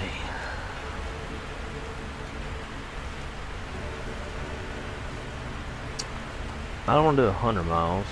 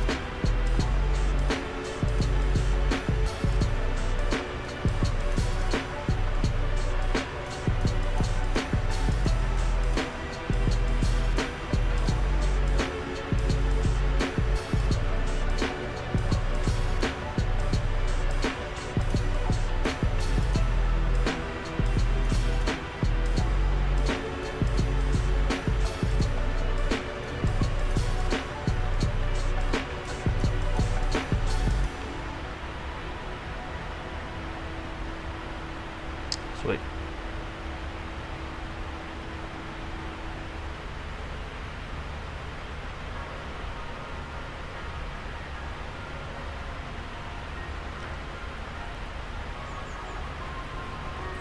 Marco, good morning. It's great talking about snow when it's super hot outside. Right, that's exactly why I'm doing this, because I had to work outside all day yesterday. It was hot as hell. I was dying, and that made me think about flying in the wintertime. So, we got de-iced, and now we are 40 miles from top of drop. We're going to land in Calgary, Alberta. Alberta, Canada. Turn our data off.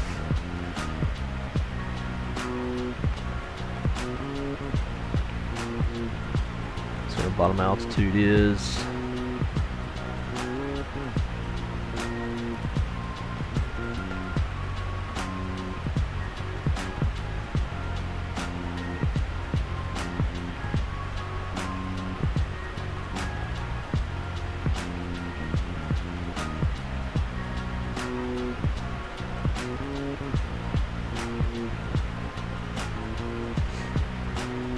cool.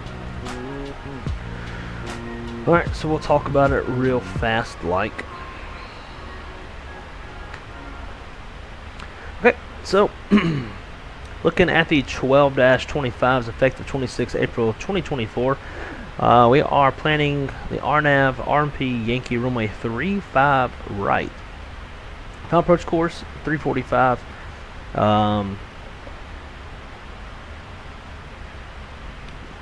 We'll intercept the glide path at ICNV, 5,200 feet. Decision altitude is 3837, which is 267 off the ground. Runway elevation 3570, minimum safe altitude 6,800 feet. If we go missed, as we are going to, we'll climb to 4,100, heading 345, then climb right turn to 7,000, direct the OMREC fix as required. Shuttle climb. Transition levels 18,000 feet. We got a standard 3-degree glide path. Pappy on the left. House approach lights. Minimums 267 feet. I'm not gonna do for a non-precision approach.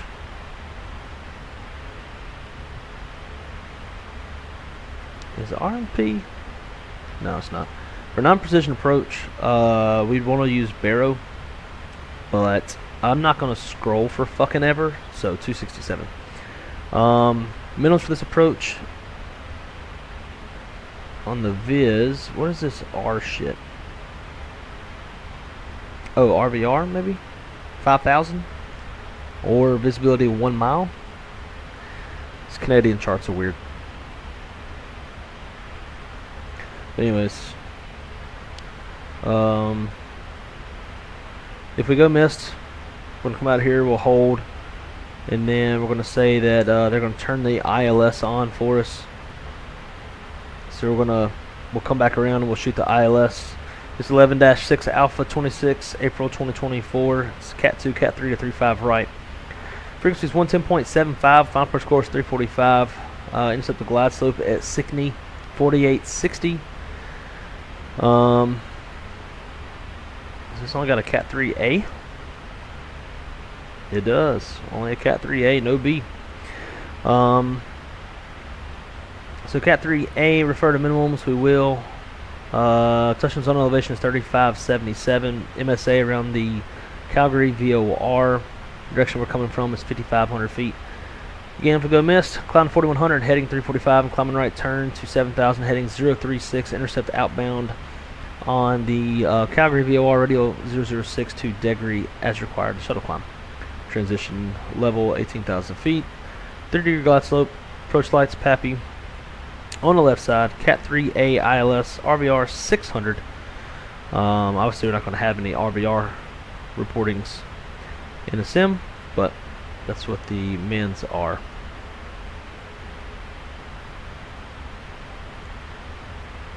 Right on 35 right, we got high intensity runway lights, centerline lights.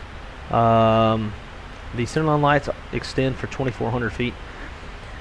Allison approach lights, touchdown zone lights. For aircraft with eye to wheel height up to 45 feet. Okay, PAPI on the left, 30 glide path on the PAPI. RVR's reporting, we got 13,049 feet of usable runway, and it's 200 feet wide. It's a big ass runway.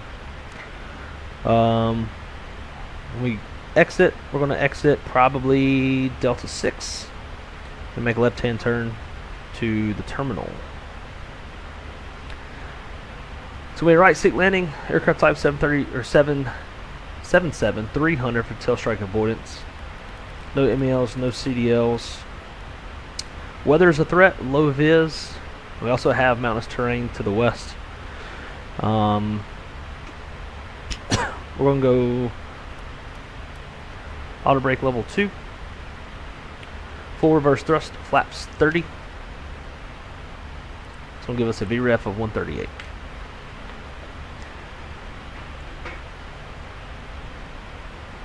Approach briefs complete.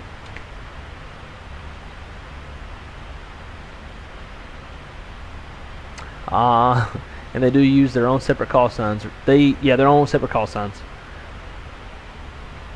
So he had a wonderful one-wheel bounce in the RJ550 yesterday. That was the first for me. Left main gear, then the front, and the right. Oh wow, was it windy? And the pilots were literally the first off the plane. That's funny.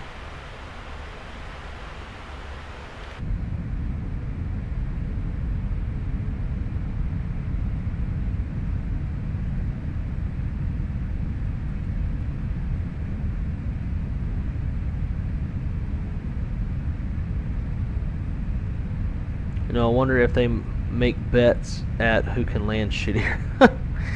We even took the first high speed we could, standing on the brakes with the reversers roaring away. Yeah, there's probably a reason for why they did that too. There usually is. I've been in the cockpit for where we've had to get off by a certain taxiway. Usually it's gonna be because we got other traffic right behind us on like a 2 or 3 mile final. Shit like that. Dickhead 123 heavy is ready for departure, runway 22 left. Dude, could you imagine? That'd be hilarious.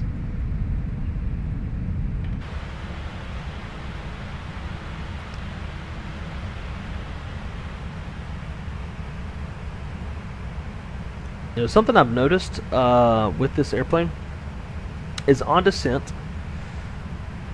Get the seatbelt signs on. On descent, when I start using the speed brake, the throttles will not like go idle. Like say like we're way fast, right? So the throttle should be going to idle.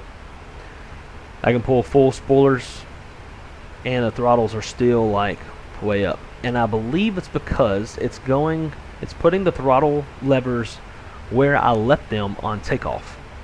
So wherever my throttle levers are at on the physical throttle is where it's putting them from when we took off. So when I bring it down to idle, then it finally puts it into idle where it should be at.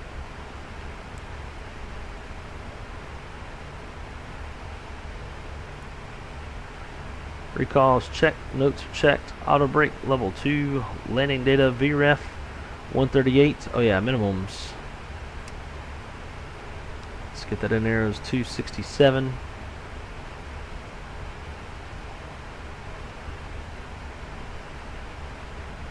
Why does the minimums gotta go take so damn long? Alright, here's that turbulence that I set using active sky.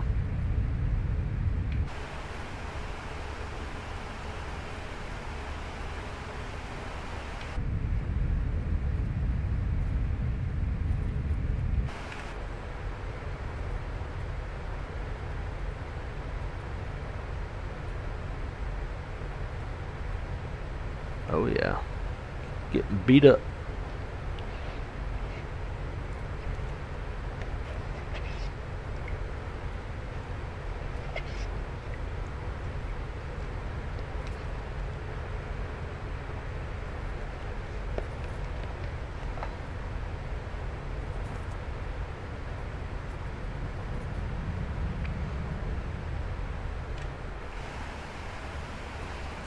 Approach briefs complete.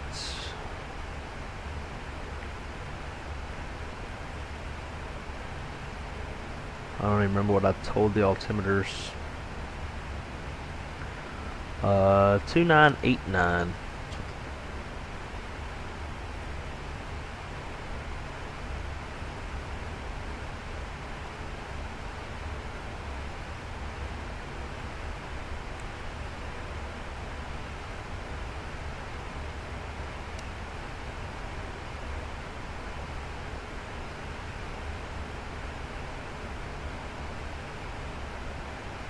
So hopefully it set the shit. I told it 0 statute miles, but it looks like it changed it to 1/8 of a mile.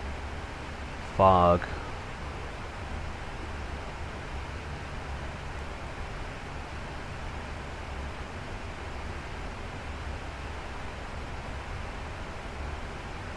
I wanted it to do freezing fog.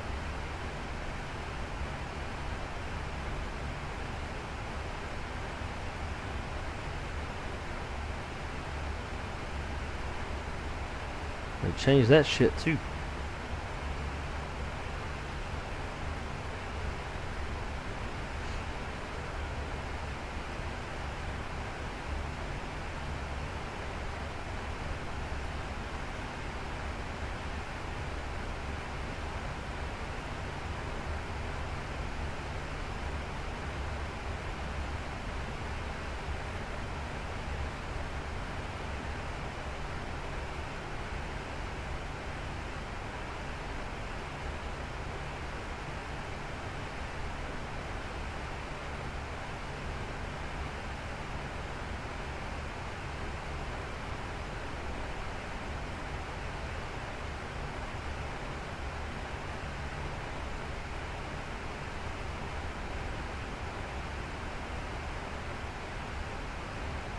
Yeah, FZ, FG.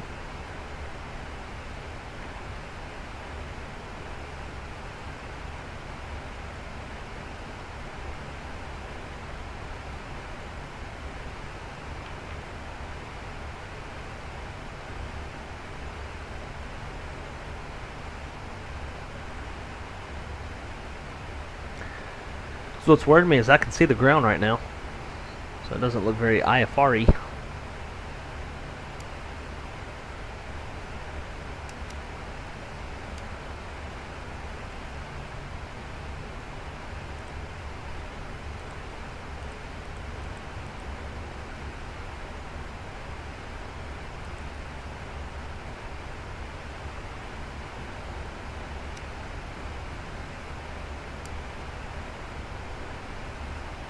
Okay, there it goes. Now it's soupy.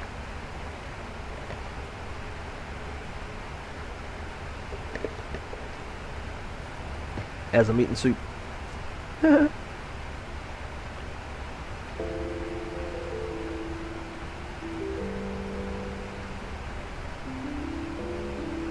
Looks like going to Denver. Yeah, it really does. Calgary's very similar. Apparently that's what the throttles are supposed to do in hold mode. Mad Dog does the same thing in clamp. Interesting.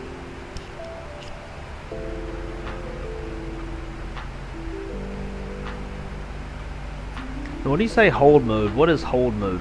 Like, I know altitude hold. That's the only one I know.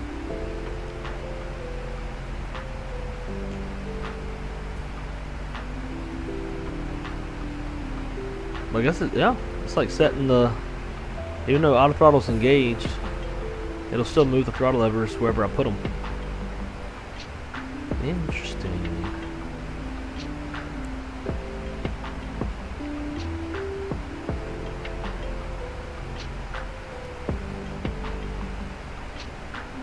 I think I've gone around in this airplane one time, so this should get interesting, because I've never really gone around much.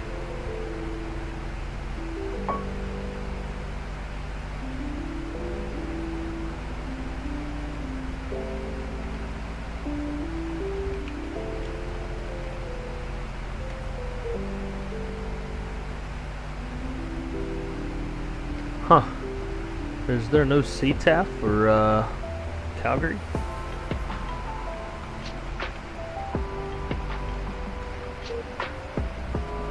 No AIP data was returned.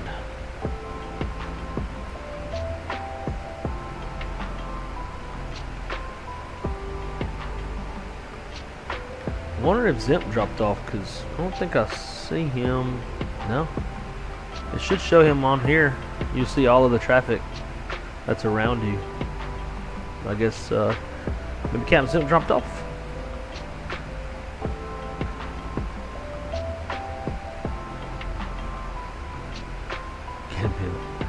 That's the hold mode. It'll hold the throttle at whatever you have it set at. It's not like the bus that'll pull the throttle back. Turn it off in options. Interesting. Probably under simulation, huh?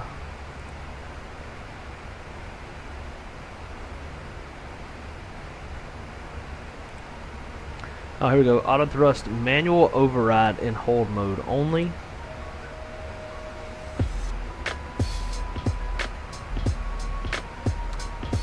I think I might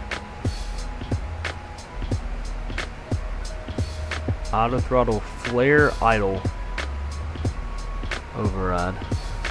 Sounds like something you might need for a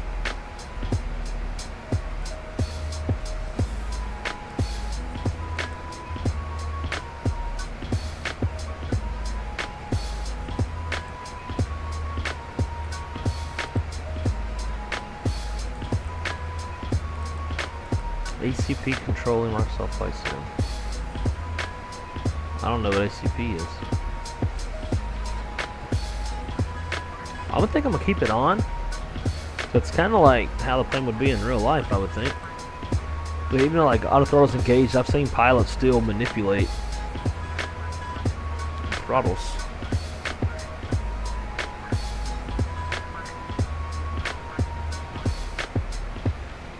You know what, maybe I'll just take the refund and hang out in Indy for a bit. Just hop in a car and drive home. When are you supposed to fly home? Look at PFD, it'll say hold on left. Ah, gotcha, that's it. Gotcha, gotcha.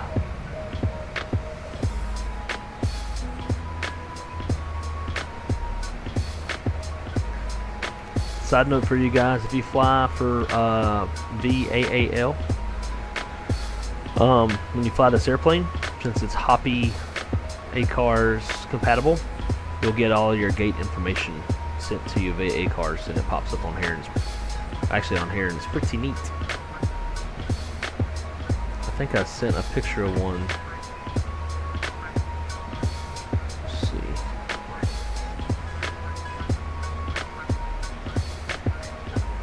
Yeah.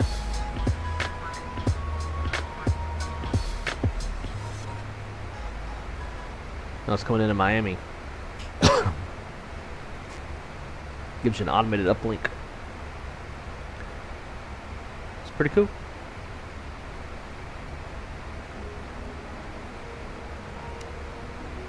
Alright. We're gonna go sterile. Sterile-ish.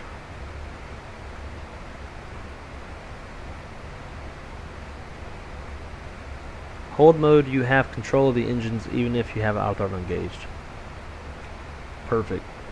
But then, the auto throttles will still take over though, right? If, say, like we start getting too slow, it'll take over. Was supposed to be at 7 8. Oh, shit. I guess it just didn't work out, huh? Because of the weather? Hold mode is what got Asiana in trouble in San Francisco. That and other things. Something wonk.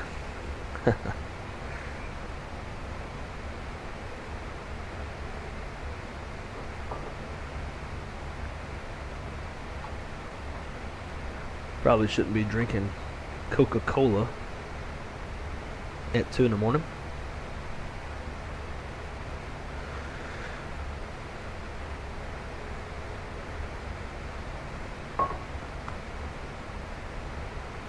Now, I've never done an RNAV approach in this airplane, so we're going to be learning together.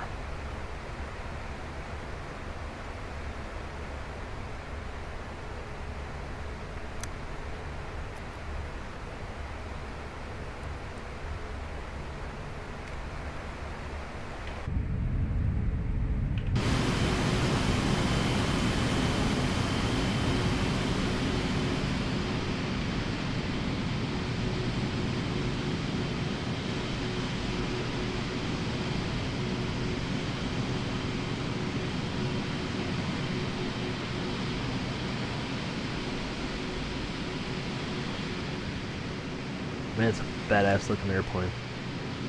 I'm ready for the cargo variant though. After flying cargo for a little bit with the MD-11, I'm ready for a cargo variant. I'm also ready for Max 8. Something wrong with too low. Shadow, what's up, man? Great to see you, dude.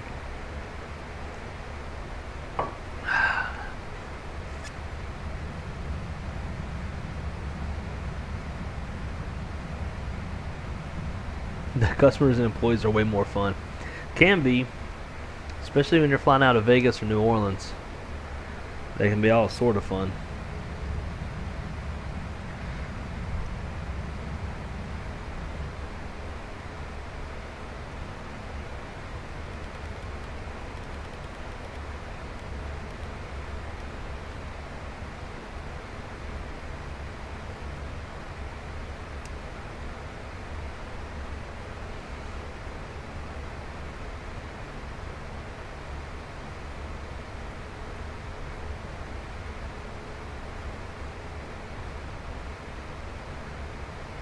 Oh, and by the way, guys, shared cockpit file is out for this airplane.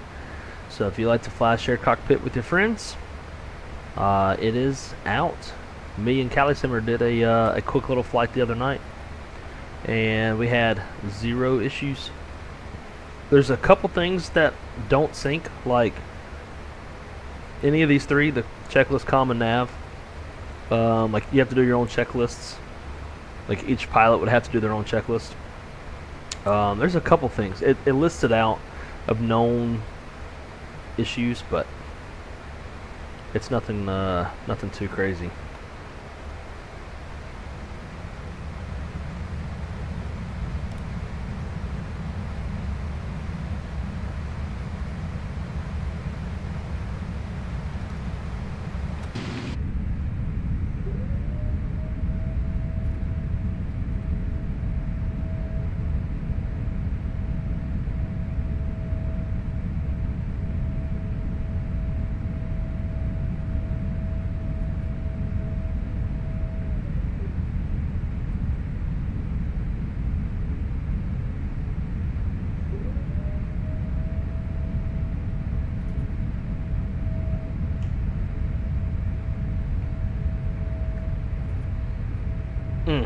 That's juicy.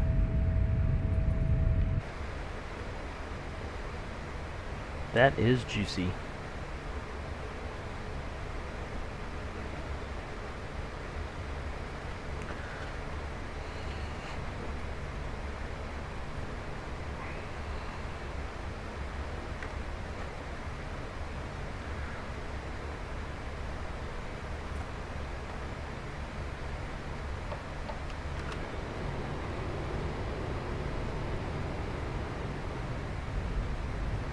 2500.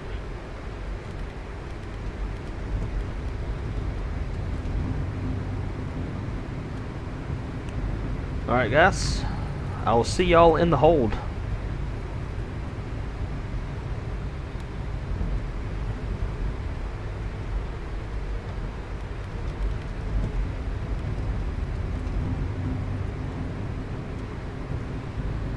Starting to get some fucking stutters, which I get a lot in this airplane.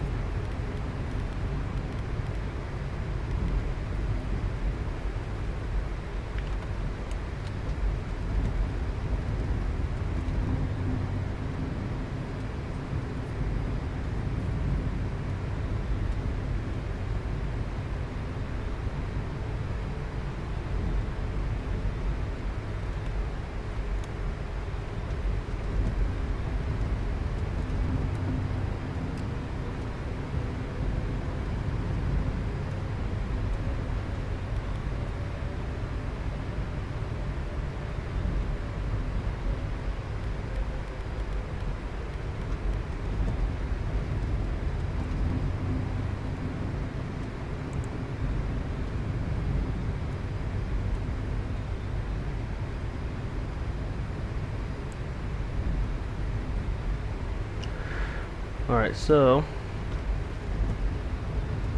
NRP app is done, and LNAV VNAV you have to pay attention when you set your missed approach altitude. During approach, you set the minimum in the MCP, and then you are between where do you set the minimum in the MCP?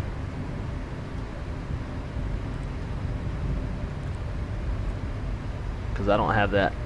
I'm getting low glide slope, so I'm clearly not in the right mode.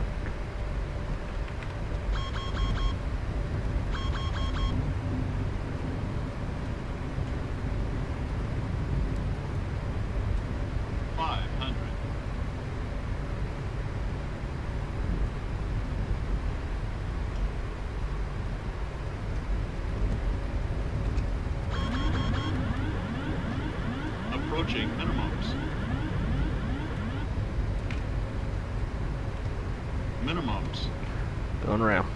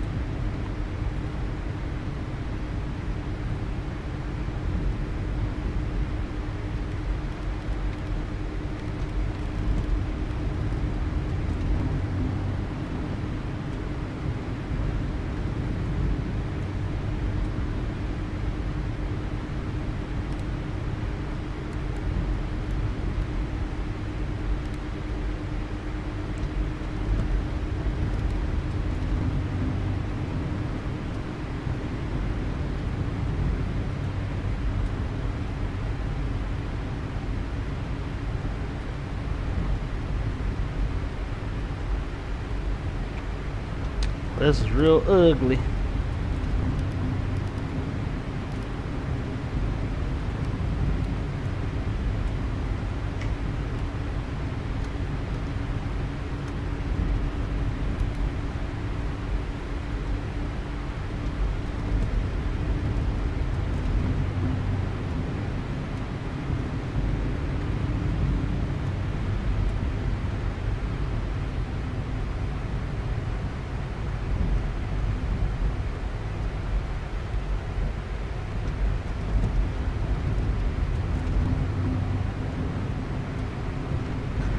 Alright, yeah, that was terrible. Nothing like the 7.3.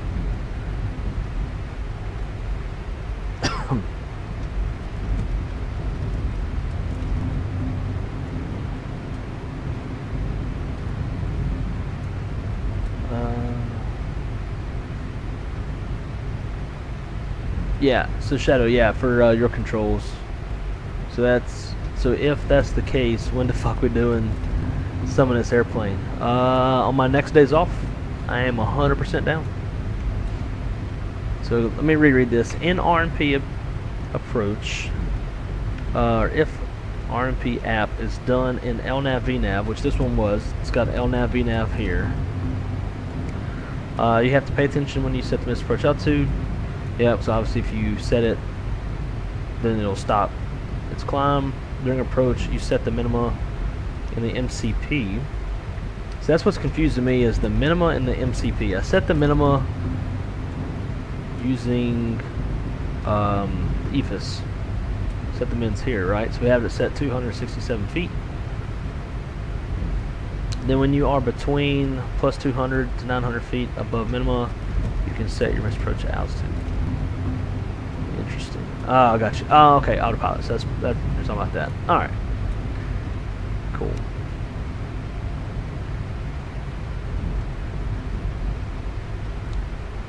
Hang on, that's not a real fucking hold. It can't fly that. That's like microscopic. Oh, there it goes. Okay, I was about to say, damn. All right, now let's switch it over to the ILS 35 right.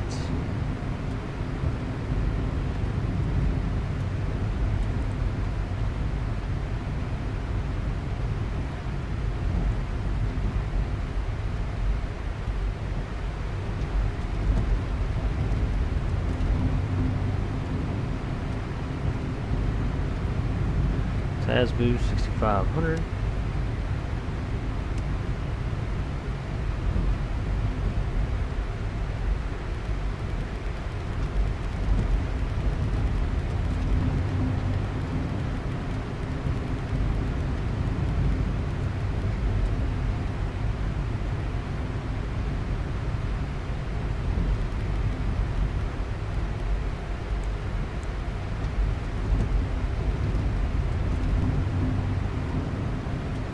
Alright. Oh, I forgot to bring gear up. Jesus Christ. Heh.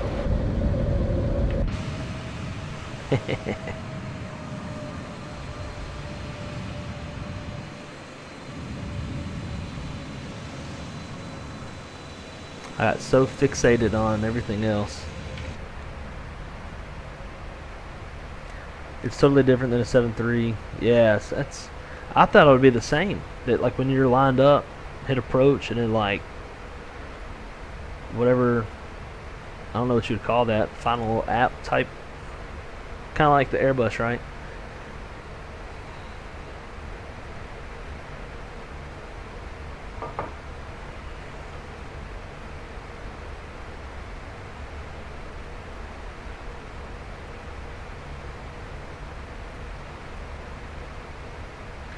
Alright, let's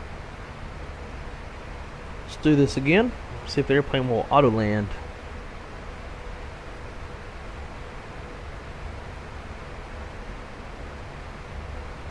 I'm gonna turn on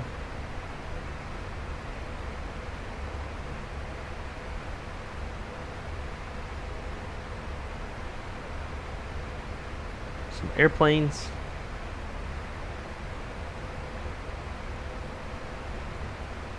Just for a little bit more immersion. Also going to do flight control replay.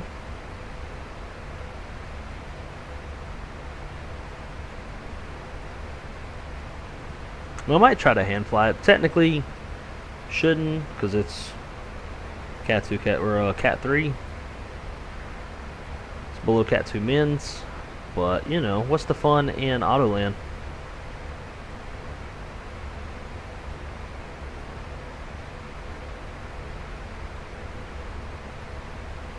So hopefully I remember. Gonna do a little jaunt in the CRJ to jet. Hey, nice. I've been kind of craving to fly the CRJ lately. Let's say your minimum for the RMP approach is 1,200 feet. You set 1,200 feet in the autopilot so you can fly down to minima. Ah, but if you forget to reset altitude, airplane will level off. Yes, precisely. In the 7.3, we'll do the same thing to an extent. But once it switches to like final app mode, whatever that mode is that's in 7.3 lingo, like the Airbus has final app. I know I'm a lot more familiar with the Airbus. When it kind of like captures the RMP, for lack of better words, it's not really capturing anything, but you know, when it switches to that mode, then you can change your altitude and it'll continue its descent. But yeah, I didn't think to set it down to.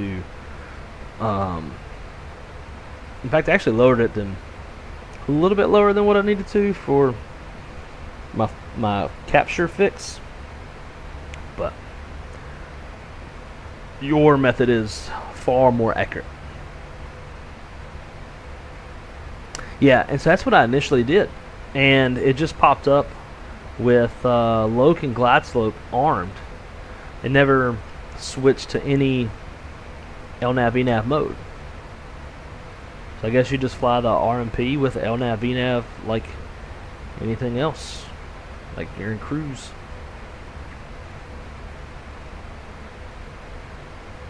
Damn it, I think they're taking off opposite direction.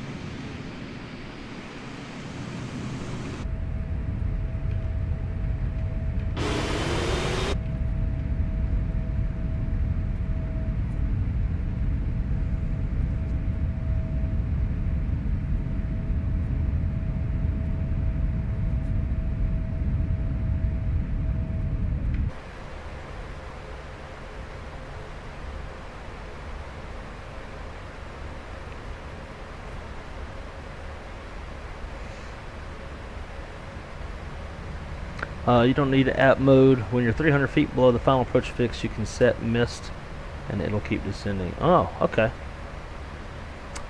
Did not know that.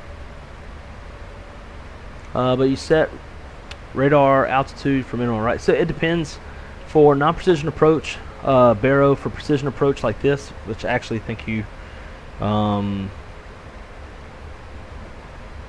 for a Cat 1, Cat 2 ILS, radio altimeter. But what's kind of funny, since this is an auto land, there is no ceiling minima. It's all visibility.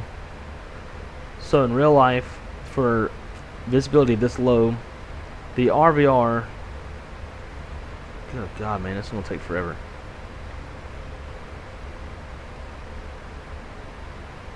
The RVR has to report at or above minimal, right? So this one is RVR 600. So we would need RVR 600 at touchdown to midpoint at least, and I think it can be a little bit lower on the rollout, something like that. But it may also be carrier dependent to some degree. Some would need like RVR 666. Also, too, depends on if you're Cat 3 operational or was it operational fail, passive fail, or fail passive, passive. God damn it. Fail operational, fail passive. So essentially, at least in the Airbus, you got 2 autopilot channels. So if you have 2 autopilot channels, then you are Cat 3 fail operational. So if one of the autopilot channels fails, the other obviously is still there, remains intact, and you can continue the approach, which gives you lower minimums. If you are Cat 3 fail passive, then your minimums are a little bit higher because you don't have that second autopilot channel for redundancy. I had to like read that in our manuals to understand what the fuck I was talking about.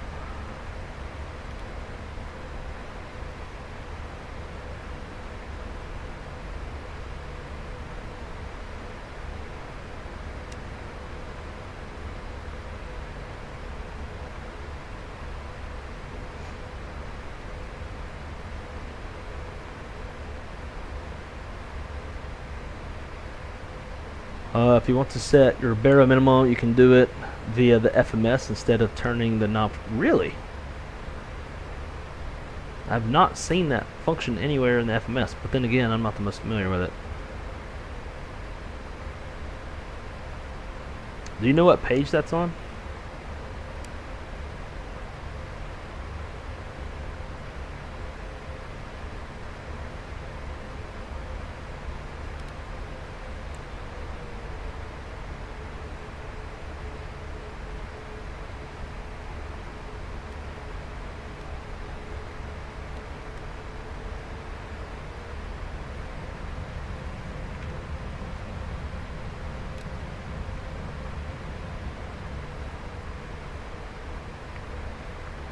I would like to buy words for $500. What kind of words do you want to buy?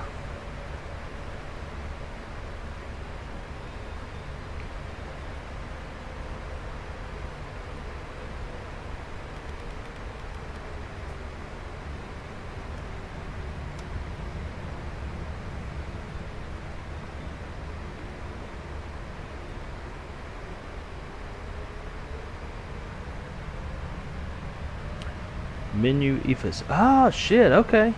Damn, now that you say that, now that makes sense. Alright, capture globe. You've clearly watched a lot more videos than me on this airplane.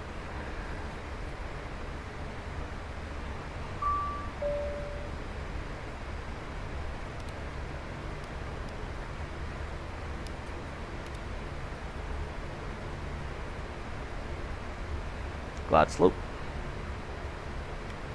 Let's approach altitude set.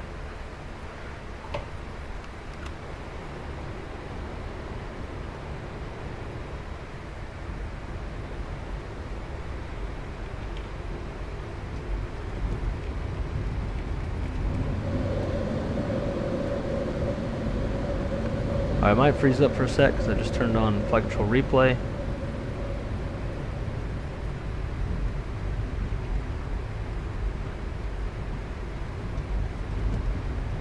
Come on. 2500. There it goes.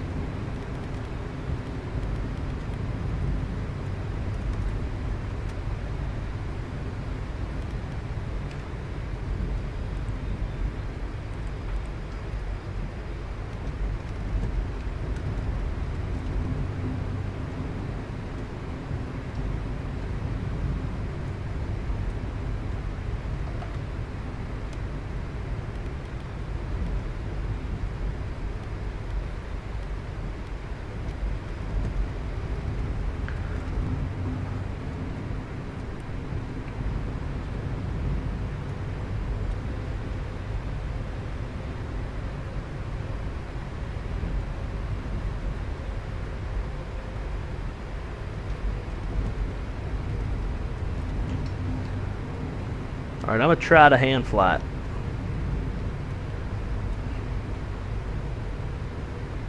Land 3.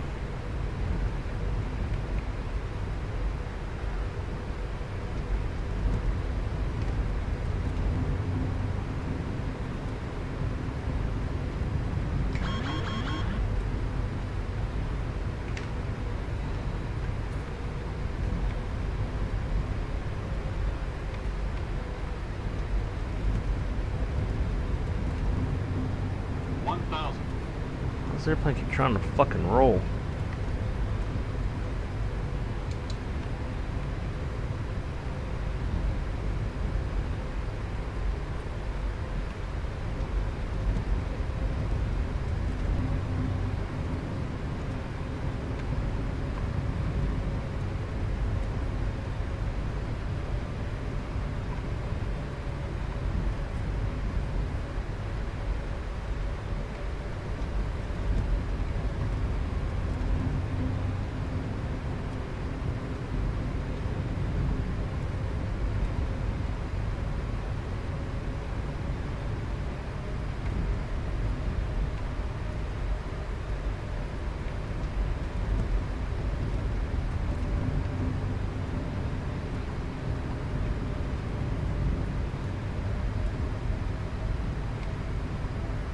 Lights.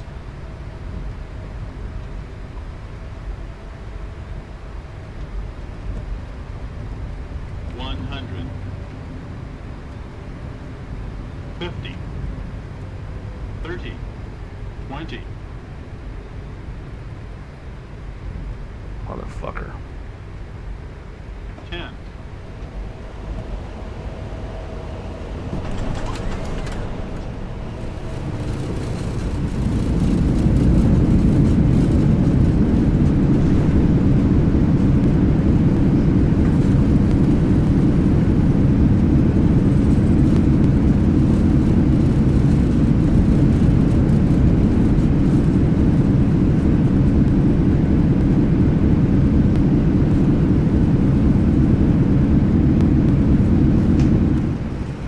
Good thing it's a nice long runway. I heard that ground coming at me pretty quick and I kind of panicked.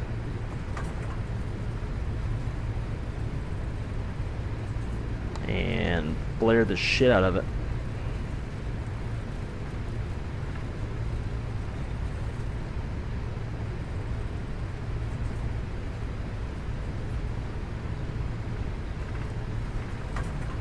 So I'm getting these damn stutters.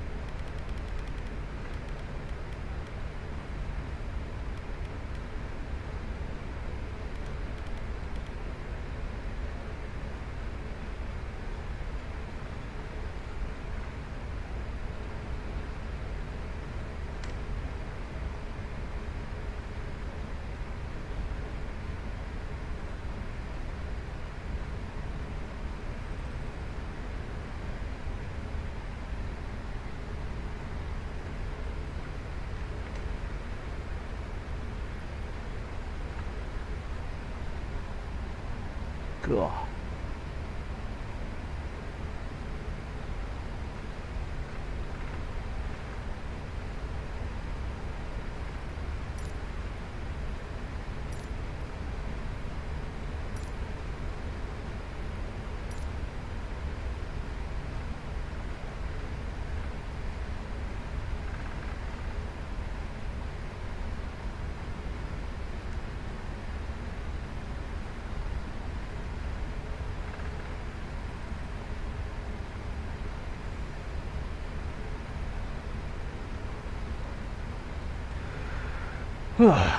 Man,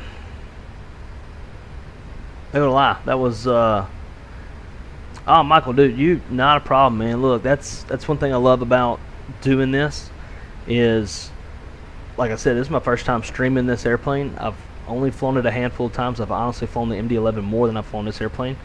So getting to stream this with y'all allows me the opportunity, people like you who have done a bit more studying and research on the airplane and learned a thing or two, to share that with me, because I have watched like 0 fucking streams on this, especially from anybody who knows truly what they're doing or knows anything about the airplane, like that I don't know, that old guy that did the video or whatever. Like, I started to watch it and then something happened and I didn't.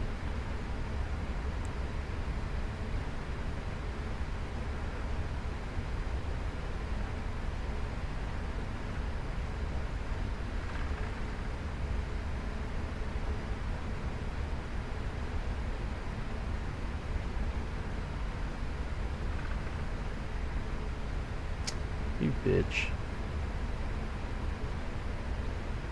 So we gotta go all the way over here if we really want to park, but I'm kind of thinking we won't. I think we'll just go straight into the replay maybe. And I knew this was going to happen, because in real life they're landing and taking off opposite direction from what we just did. So I figured we might run in head to head. Some AI traffic.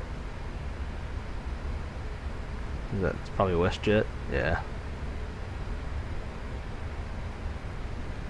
So instead of taxiing all the way down to that place, let's see what the landing rate was, which we floated the fuck out of it, so it better be half-ass decent. Negative 132. Alright. I was kind of hoping for a sub 100, but don't we all? In that flight, yes sir. Close that out.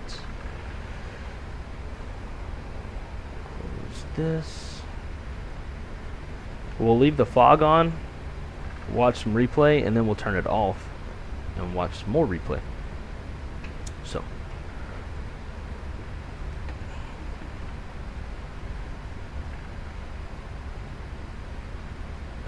you need to watch yourself more. At first that's what I thought Planos was saying too. Miggity Mike, my man. Dude, we gotta start doing this for Miggity Mike. Miggity Mike. But dude, good to see you, man. I'm doing good. Just been busy as fuck since Expo.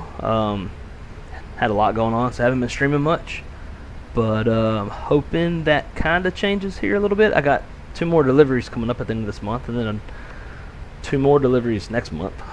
So who knows if I'm gonna be busy or not, but I need to get some more streaming in. It's good to see you, dude. Hope you're doing good. It was awesome meeting you at the expo. Hate that we only got such little time. We should have did like a next year. We're gonna do like a content creators night, where we're just gonna like all the YouTubers and friends like go somewhere for dinner and drinks and shit. That'd be dope. Sorry y'all, this guy has been going since this time yesterday, and now, bro, go to bed, man. Go get you some sleep. You ain't gonna miss much.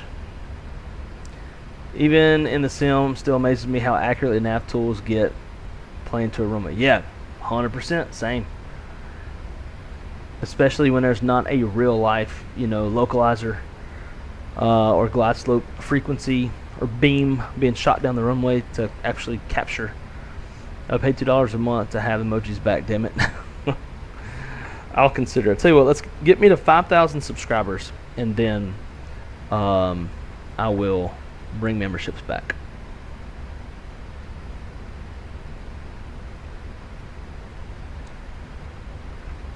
Who the fuck is that? Oh, Canadian North. I've seen them before. Must be a new livery. I don't want to be like that damn guy on Shack Stream.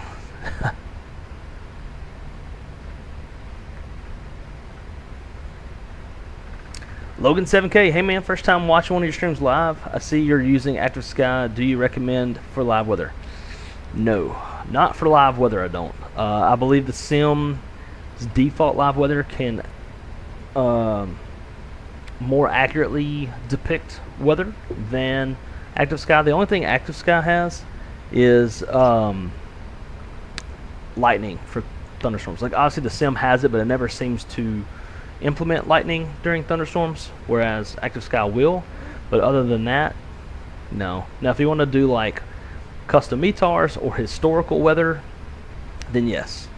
But other than that, no. But glad you're here, man. Glad you're watching. Just in time for the replay. We just hand flew, if you weren't already watching, we just hand flew this airplane down 1,200 feet AGL in 1/8 of a mile viz. So it was a little spicy, a little spicy.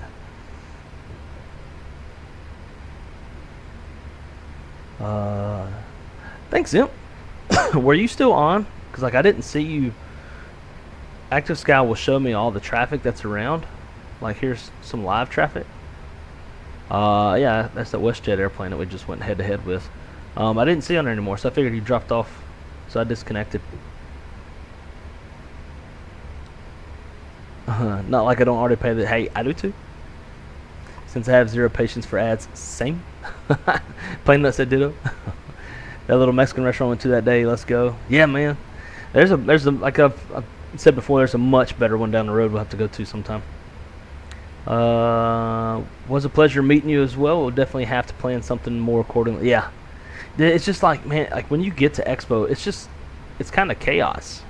You get around everybody. There's just so much going on. You're getting pulled so many different directions and that kind of shit. So it gets tough. But yeah, we'll have to like that first night have like we all meet at this restaurant at this time, and also have a reservation.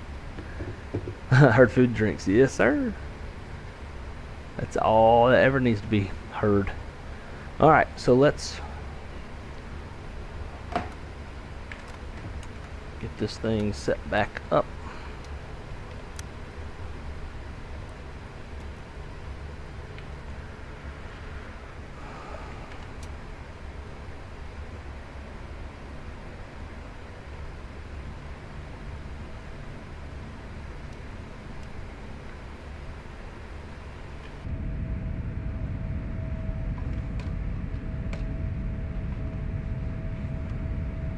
That's probably what the replay is going to look like.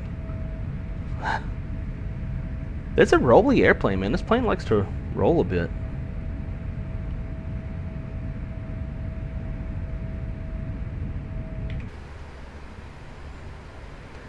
Shit's still going. Alright. Load. You know what? I got an idea, actually, before we even do that.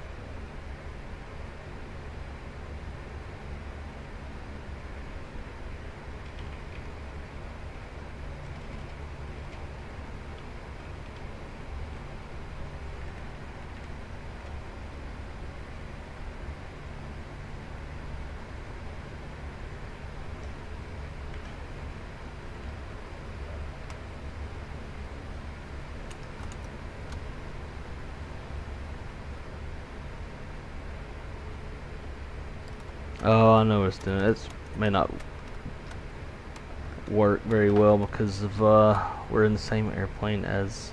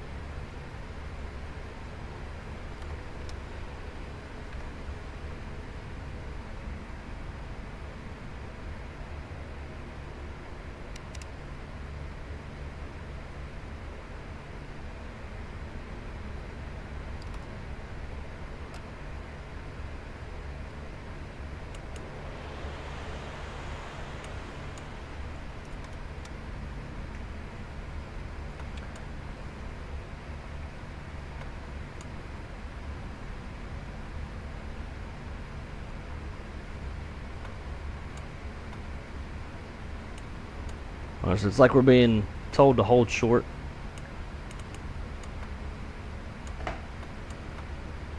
We're in inbound traffic.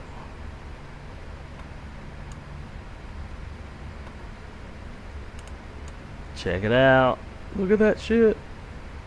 Boom. Panic flare. Floaty McFloatster disappears. Ain't that shit cool?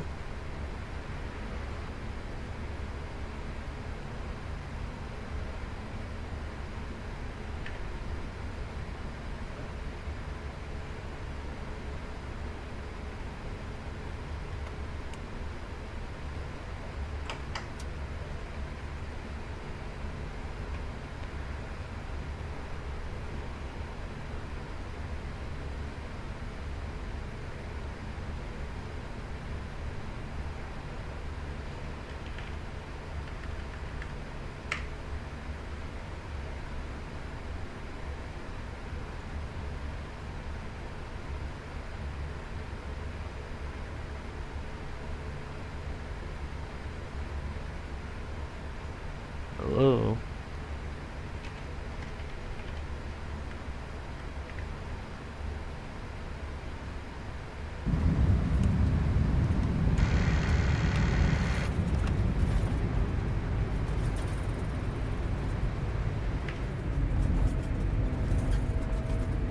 Some mountains in the background.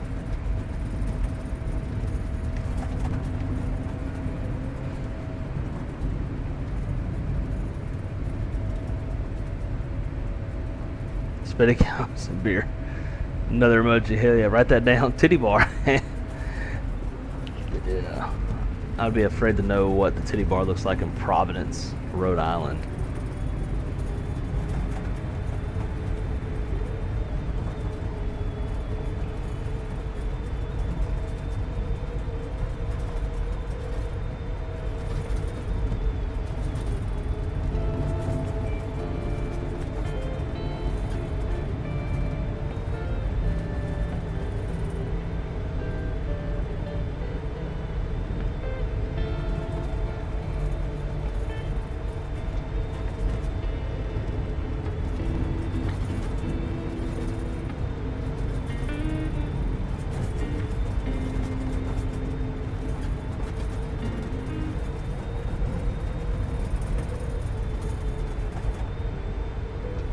There we go, now we're hand flying.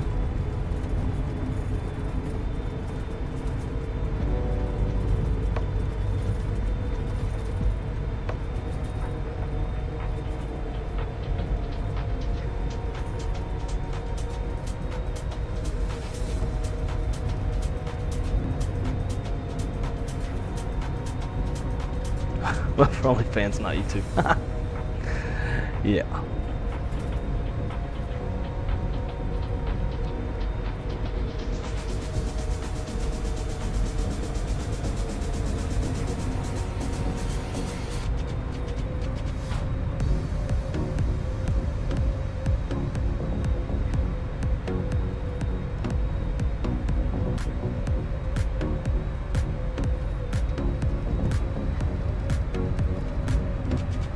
Look at them ailerons kicking around.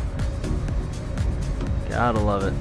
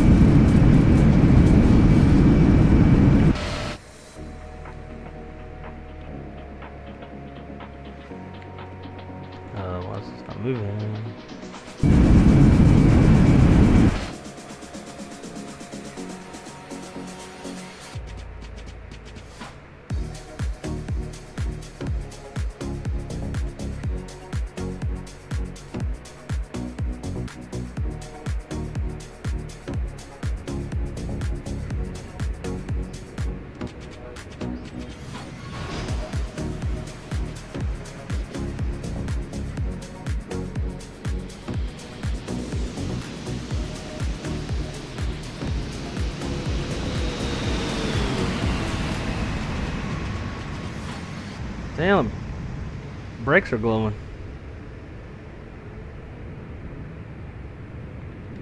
And it like left skid marks.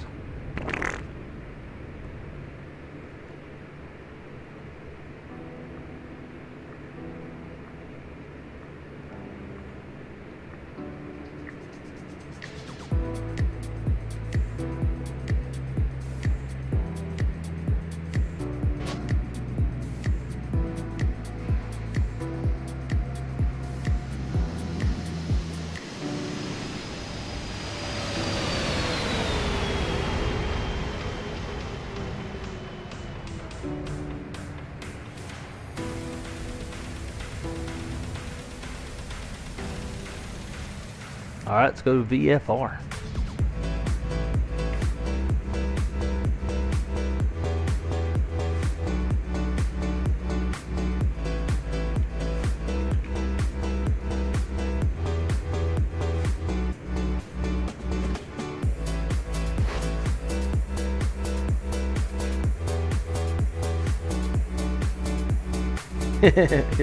It did though. It left skid marks.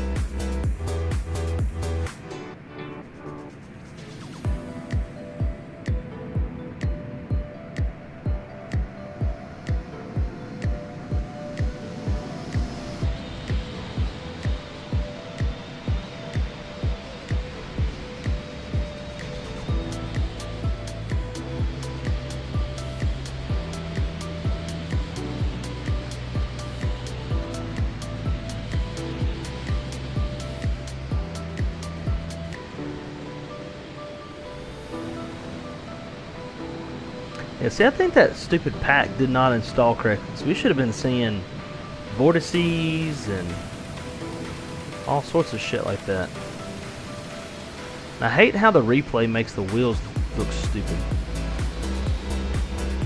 God, it's a badass looking airplane.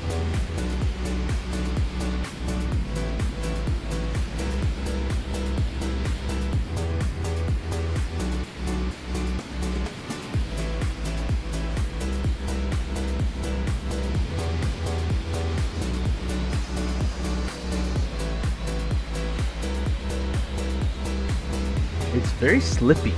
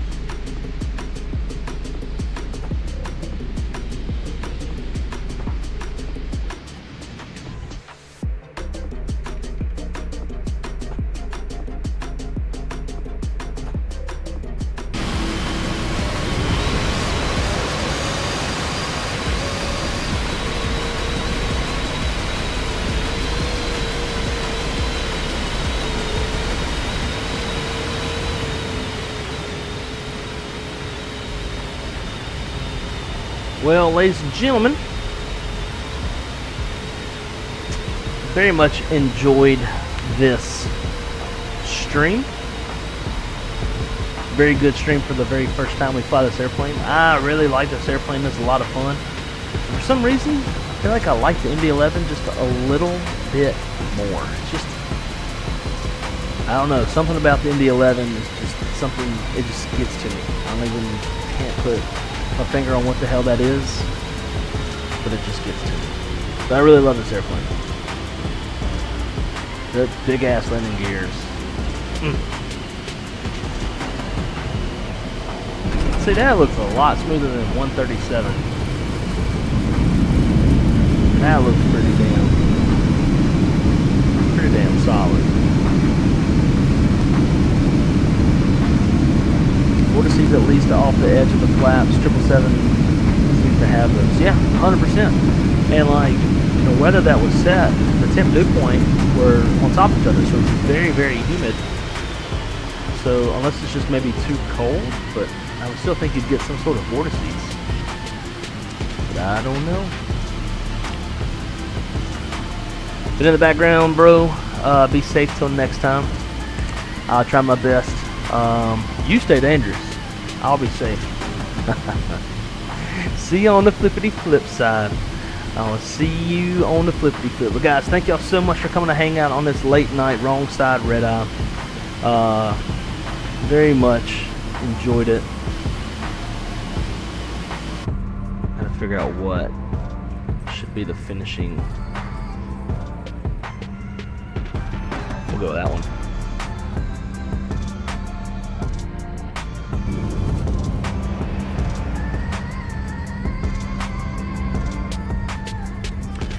But yeah, heck of a time. I do start my first day back at work tomorrow. I got 4 days on, so I probably won't be, unless we do another wrong side red eye, I won't be back until shit, maybe Monday. I'll be streaming Monday and Tuesday. That's the plan, at least. Never know. But guys, again, thank y'all so much for coming and hanging out. If you haven't done so already, please smash the like button. Obviously it does a lot for the algorithm, a little bit. The algorithm captures my shit because I stream so scarcely lately, but nonetheless, love you guys, and as always, be good at it, keep it on the wrong side, and I'll see y'all on the next one. Bye.